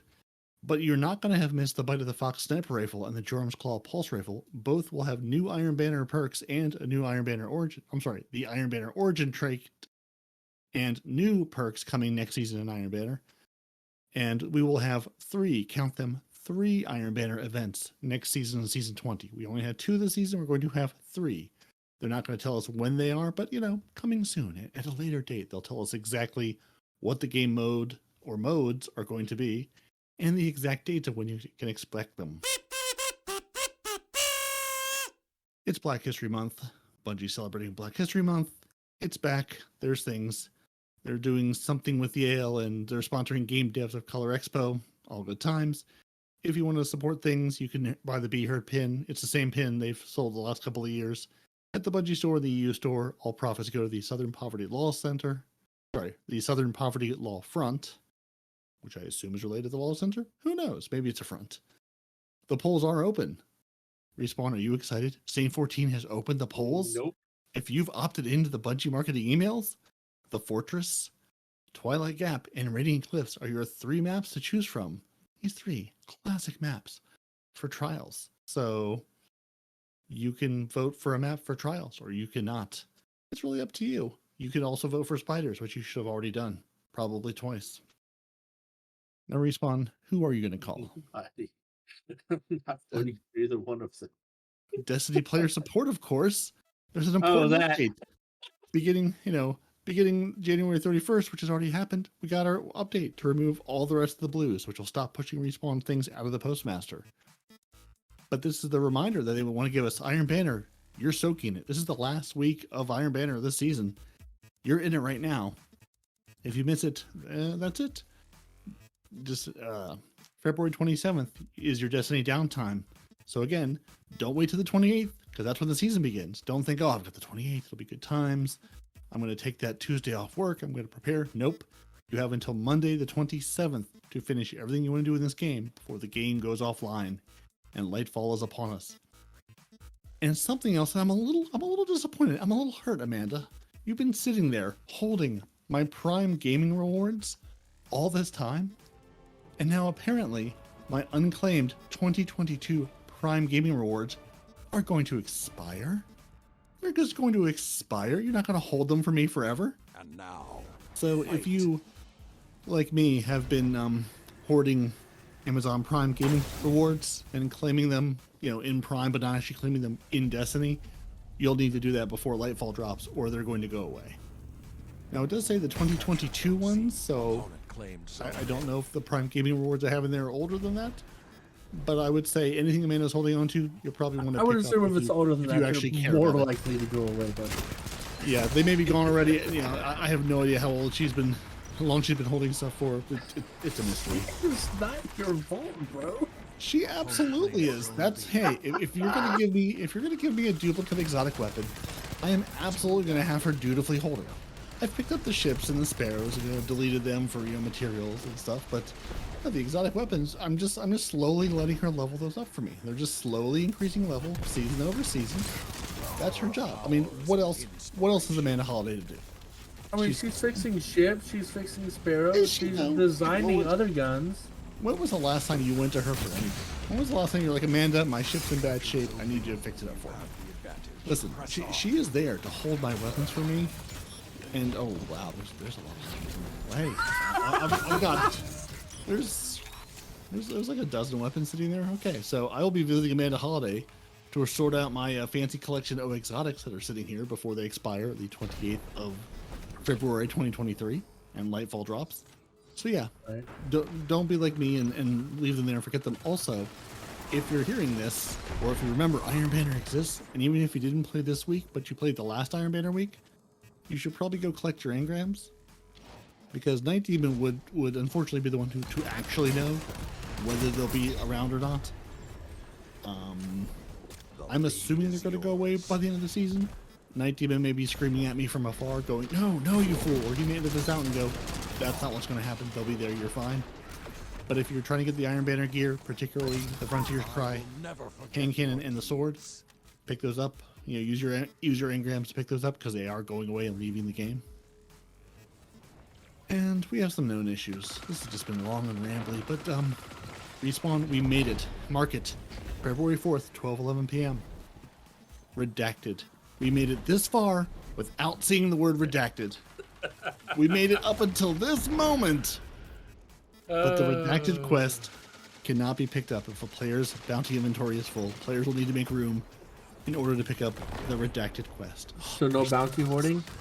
We were so close. Well, I mean, you can hoard the bounties. You're just gonna have to, turn in one or two to make room for the new quest.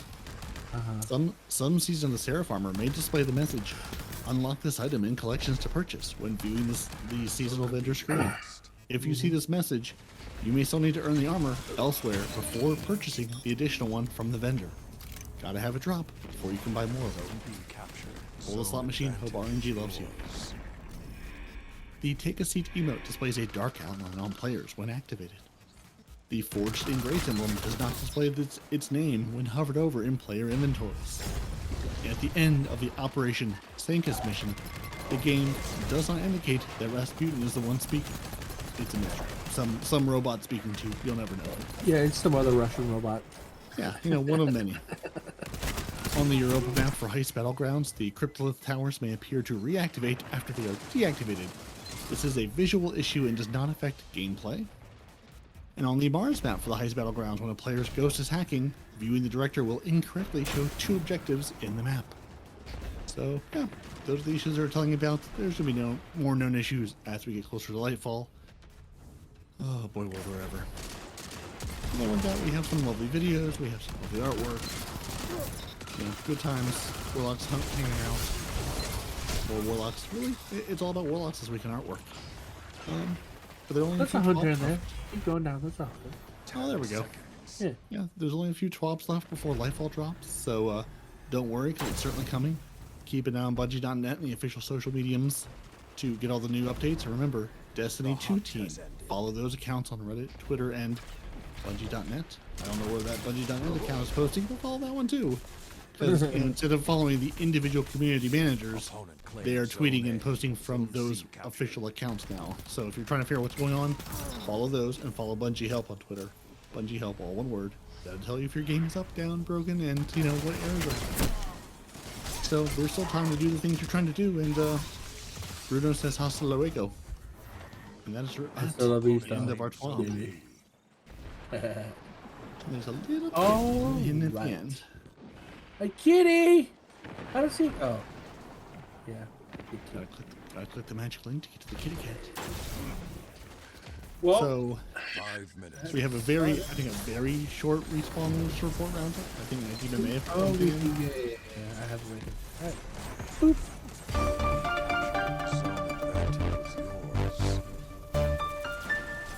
So, the Lightfall Raid will launch on Friday, March 10th, 2023 at 9 a.m. PST. Figure out your own time zone, I'm not going to tell you. Contest mode on the Lightfall Raid will be active for 48 hours. Not 24, 48, guys. Ending on Sunday, March 12th, 2023 at 10 a.m. PDT. That is Pacific Daylight Time. They're trying to screw with you. The first one's PST. The second one is PDT. We're extending contest mode an additional day to allow teams pursuing the emblem more chances to take breaks, as well as allow anyone who has commitments on Friday to still have time to participate. More details will be available in a future TWAB, and that is all she wrote.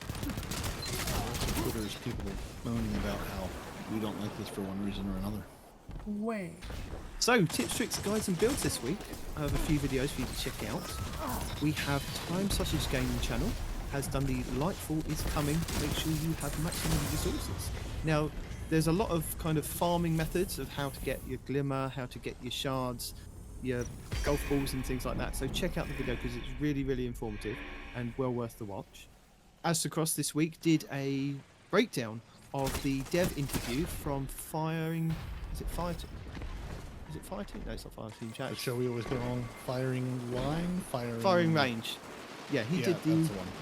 he's done a 10-minute video on the interview that Mercules did on Firing Range this week, and I only watched that because I wasn't able to watch the full thing earlier today because they've only just released it this morning on podcast form. So I'll include the podcast as well as Astrocross's 10-minute breakdown of that because he kind of highlights the main points of that, going over some of the questions from the weapon tuning that they released. So that was interesting. As I'm kind of going on about the sidearms, 2 videos this week from Cool Guy going over 2 sidearms. One's going to be a bit hard for me to get, but I'll try. It's doing the dungeon and getting the sidearm from that. It's called Liminal Vigil. Have you guys seen this one? Oh yes. An unexpected must-have beast in PvP, and he sold it to me. It's definitely one I'm going to have to try and go and get. And an old one he's done on the High Albindo. It's No idea what you're trying to say. called the High Albendo. It's the one that we used that you could get from Beyond Light. So it's one that you can purchase from Barracks from doing those bounties. It's the sidearm. I know what you mean. Yeah. Yeah, the high Servo, high something. Yeah. Yeah. That one. That one. Again, it's another really good one in PvP. So there's those 2 that I thought were really good for anybody that is. I mean, I know they've just had a little bit of a nerf, but they are still doing really, really well. And Fallout Plays has got you covered. Not necessarily now. I mean, maybe now if you're listening to the stream, but maybe not. You know, for this Iron Banner anyway. How to break a Titan bubble without supers. Goes over quite a few ways to kind of destroy a Titan bubble. I mean, Respawn's mentioned one of them, but you know, there you go. Yeah. Remember ways to get in there. You too. said without supers? Yes, without supers. And one bonus with super because it takes the same charge time as the bubble, which is good. I know Titan. One of the ways that I never see Titans actually do this, but it's a really good way to do it. Titans can shoulder charge a Titan out of a bubble. Oh yeah, it has been done. Sir, to me. that happens all the time. Yeah. If you're Does not seeing it, you're not looking.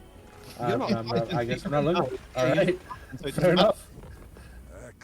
Now, one that you put in this week that I saw in the chat that I'd also watched the previous week, but I didn't have a chance to fully watch it because it's a half-an-hour video or 37 minutes long, so definitely not Deacon approved, is the infinite one-shot crafted tripwire canary bow that Legolas Flash has done, going over the perks for that. It's really good video. Have you watched all of it? I did. I did not think that bow could do that much damage in PvP. It definitely looks better on a Titan. Because what you want to look for is a swashbuckler version, and you can craft it with enhanced swashbuckler. So yeah, although I think he was using it on a warlock, and Yeah, but I it think was also what class can go radiant the easiest? A hunter, I just have to throw him in it, right? And I'm radiant. I don't know about you guys. How do you go radiant? Probably against the Lorelei on the wall, but I don't remember. 'Cause Anyway. again, we're all to avoid these days. Who solars? So check out the Legolas Flash video on the crafted tripwire canary because it is definitely worth getting if you can craft it. Again, we've gone over the crafting issues, but if you can get it, try and get it and craft it. Yeah. I know this was in our chat from Donnie this week, who posted the 4 mysterious emblem codes, but Cheese Ever has a video on the codes if you are missing out on the codes that are going to be released for Lightfall because they came with the collector's edition. I will put that video in so you can input the codes on Bungie.net, and then when Lightfall releases, you get the emblems. Paid to be Famous this week did a Hungura SR4 Adept God Roll guide for PvP. Now, this isn't one that I thought for PvP, but he's definitely sold it to me on a Warlock with that. I can't remember the name of the chest piece that is enhances your kinetic weapons. It gives them The elemental effect. Yeah. Solar explosions. The chromatic fire. That's the one. The chromatic fire chest piece for the warlocks with a Hungura with explosive payload, so you're getting double the amount of explosions on there. Really good video to check out. Yep. Yeah. True Vanguard has how to grow your game sense fast in Destiny 2. Now, this is one that kind of comes up every now and then, and it's one I like to kind of throw in there. I mean, this is a new video from him, but I think he's on the same kind of wavelength as when you've played Destiny for so long, you do forget a lot of things that go on in PvP of your game sense. It's not just all about your radar. You know, Bungie do tune it so that you can hear footsteps, you can hear weapons. There is a lot more to it than just that radar up in that top corner and you being aware of like where your players are on the map. So go and check out True Vanguard's video because that is worth a watch. We also have Froggy 618157725, who's got another one of his cool out of bounds videos on the Spire of the Watcher boss room. So if you want to go, Oh jeez, when Stranding comes out, this dude's gonna be in heaven. he is. So go and check out Froggy's video because it's a good one to see how to get out of bounds in that map if you're into that kind of stuff. And then finally, our friend Sweaty Spooks Games has a solo Trials Titan build on the Eternity map, but because Trials is coming back next week with, I think it's freelance, so you can have a look at his video of how he's put his Titan together for playing solo in Trials and see if you can get anywhere. It's worth a watch, and Spooks is a very good guy, so check out his video. Very good. We're forgetting to thank our patrons. Oh yeah, that's exactly where we're going next. all of our lovely human beings who enjoy our show and are like, you know what? We appreciate that you cannot threaten Zeppel with a good time. We really appreciate that about him. The T-Rex King, who is secretly Arnold Schwarzenegger and loves a good shadow shot. Cover that man in shadow shots. It really makes him happy. Joined by Dedicated Wham 64, Star Vortiger, the Scarlet KM. They are our Otter Dance troupe. They're the most phenomenal dancers you've ever seen in your lives. Basically NACL, basically Salt, Carver 2782, Golden God 1562, Wee Noble, and Zombie Pomps. They're throwing grenades, and let me tell you, they can throw some serious grenades. You have never seen grenades raining down on that capture point. Lord Master Chaos, which I now know how to pronounce, and it's now in my brain as Dim, as well as PB Pipe, are all approved by Deacon. They no longer have secret approval. They're all approved. It's phenomenal. So if you too enjoy our show and say, you know, I have some money, you should have some money. Everyone loves money. Patreon.com/TTAH. We appreciate you. Get you into our fancy Discord and our fancy little Discord channel where we talk and you know, plot, plan, and scheme about things. Again, one of these days, once the world slows down a little bit, we will be doing more for you lovely human beings, but know that we appreciate you, know that we love you, and yeah. And speaking of which, actually, Golden God did ask me, Respawn, how's your contest going? Is that going well? It's not going anywhere. Nobody's submitting anything, guys. I mean, it's $400 up for grabs and nobody's submitting anything. I haven't seen a single lyric. I've seen no music. I've seen nothing. I don't know what's going on. I guess people just don't want money. So I mean, that's fine. You know why? Can you remind the people, because it's been some number A of while. since you've mentioned Not that mode. what's the TLDR for the people? TLDR. Go to the YouTube, follow YouTube, right? Go to the Discord, not the Discord. Go to the Twitch, follow the Twitch. After you've done that, submit to our Discord. We have a box that says contest submissions. Submit to that what you think the lyrics to our opening intro should be. We have music, but we have no lyrics. That's all you gotta do. Provide lyrics. It can be lyrics about me. It can be lyrics about all of us. It can be lyrics about none of us. Just about Destiny in general. But what do you think our show needs for lyrics? That's all it is. You can also submit your own music if you want to. I am open to whatever, man. Whatever you, if you want to reply your own music, if you want to sing it to us, that's cool too. Even bonus points there. But yeah, it's just what the lyrics to our show should be. And we've got no submissions yet. Those are good songs. Oh yeah, yeah. And I've had a bunch of feedback asking, can I do this? Can I do this? Can I do this? Yeah, absolutely, yes. But I've not seen any results from these questions. So come on, guys, submit. $400 up for grabs, and nobody is attempting to get it. Maybe you guys just don't like money. Maybe the economy hit others worse than you guys did. I don't know. But it's just hanging out. My wife's like, "Can I have it?" I'm like, "No." She's like, "Can I have it now?" I'm like, "No." She's like, "What about now?" I'm like, "No." So she's gonna take it one day, guys. If you don't, so hurry up, submit those lyrics. Glorious, wonderful, phenomenal. So there you go, Gold God. There's your update. And I think this is where I tell the good people, thank you for joining us. Titans your PRD and Oakley, your hunters no longer responsible in real life. Our lore scribe, somewhere out there hunting for Cadus, not art. You can email the show at twotitansandahunter@gmail.com. We're on YouTube, Instagram, Facebook, and everywhere as Two Titans and a Hunter. You can find our show wherever you get your podcasts. You can follow us on YouTube for each new episode, each week, weekly update video, and recaps of the live streams, which you can also watch the streams live if you enjoy that kind of thing. And that's Two Titans and a Hunter on YouTube, which is also where you can follow us, where Respawn alluded to earlier. If you want to join our Otter Dance Troop and take us with a good time, throw more grenades, or just know that we can use of you, patreon.com/TTAH. If you're looking for more casual encounter, you can buy us a coffee, ko-fi.com/2titansandahunter. It's also where you can say, hey, I want to see Respawn play some PvP. I'm going to toss some money your way, and you can make a Respawn and go into PvP or solo a dungeon. There you go. Just something fun, something spicy, whatever what you want to think of. And if you enjoy the thrill of live action, listening to us stumble over our words and desperately trying to read words, sometimes the Bungie writes correctly, sometimes not so much. You can enjoy the show live at twitch.tv/no1respawns in real life.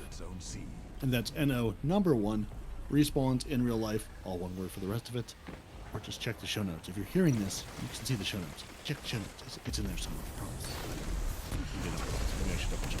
It's probably over. You'll figure it out. I believe in you. Two Titans and a Hunter. You'll see how Respawn's name is spelled. You can find it. I believe in you. If you want to keep it more family friendly like a proper British gentleman should, you can head over to twitch.tv/2titansandahunter. Again, all one word. Respawn usually streams at when he streams, twitch.tv/no1respawns in real life. Thursdays and Saturdays. I believe he has a schedule up now, so you could actually follow him and know what you're going to get and when. And 19 minutes usually streams wee hours of the morning for us here in the U.S. If you're on the U.S. East Coast, that's 5 to 9 a.m. If you're in jolly old England land, it's 10 a.m. to 2 p.m. UTC, and other time zones are different times. So, again, if you're interested in hanging out, playing along, following along, follow us on those places at Twitch. And if not, don't. I'm not gonna tell you what to do. But what I am gonna tell Respawn is, I think it's the end of our show. So unless you have any parting words for the people, we should bid them adieu until next week. Deuces! No more blues. Enjoy it. 30 seconds. Two Titans and a Hunter, a Destiny 2 podcast.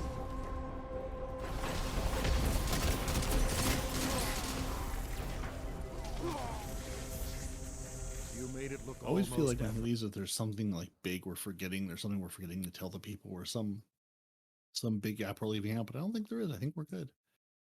Now I'm gonna need to see, where did he put the robots?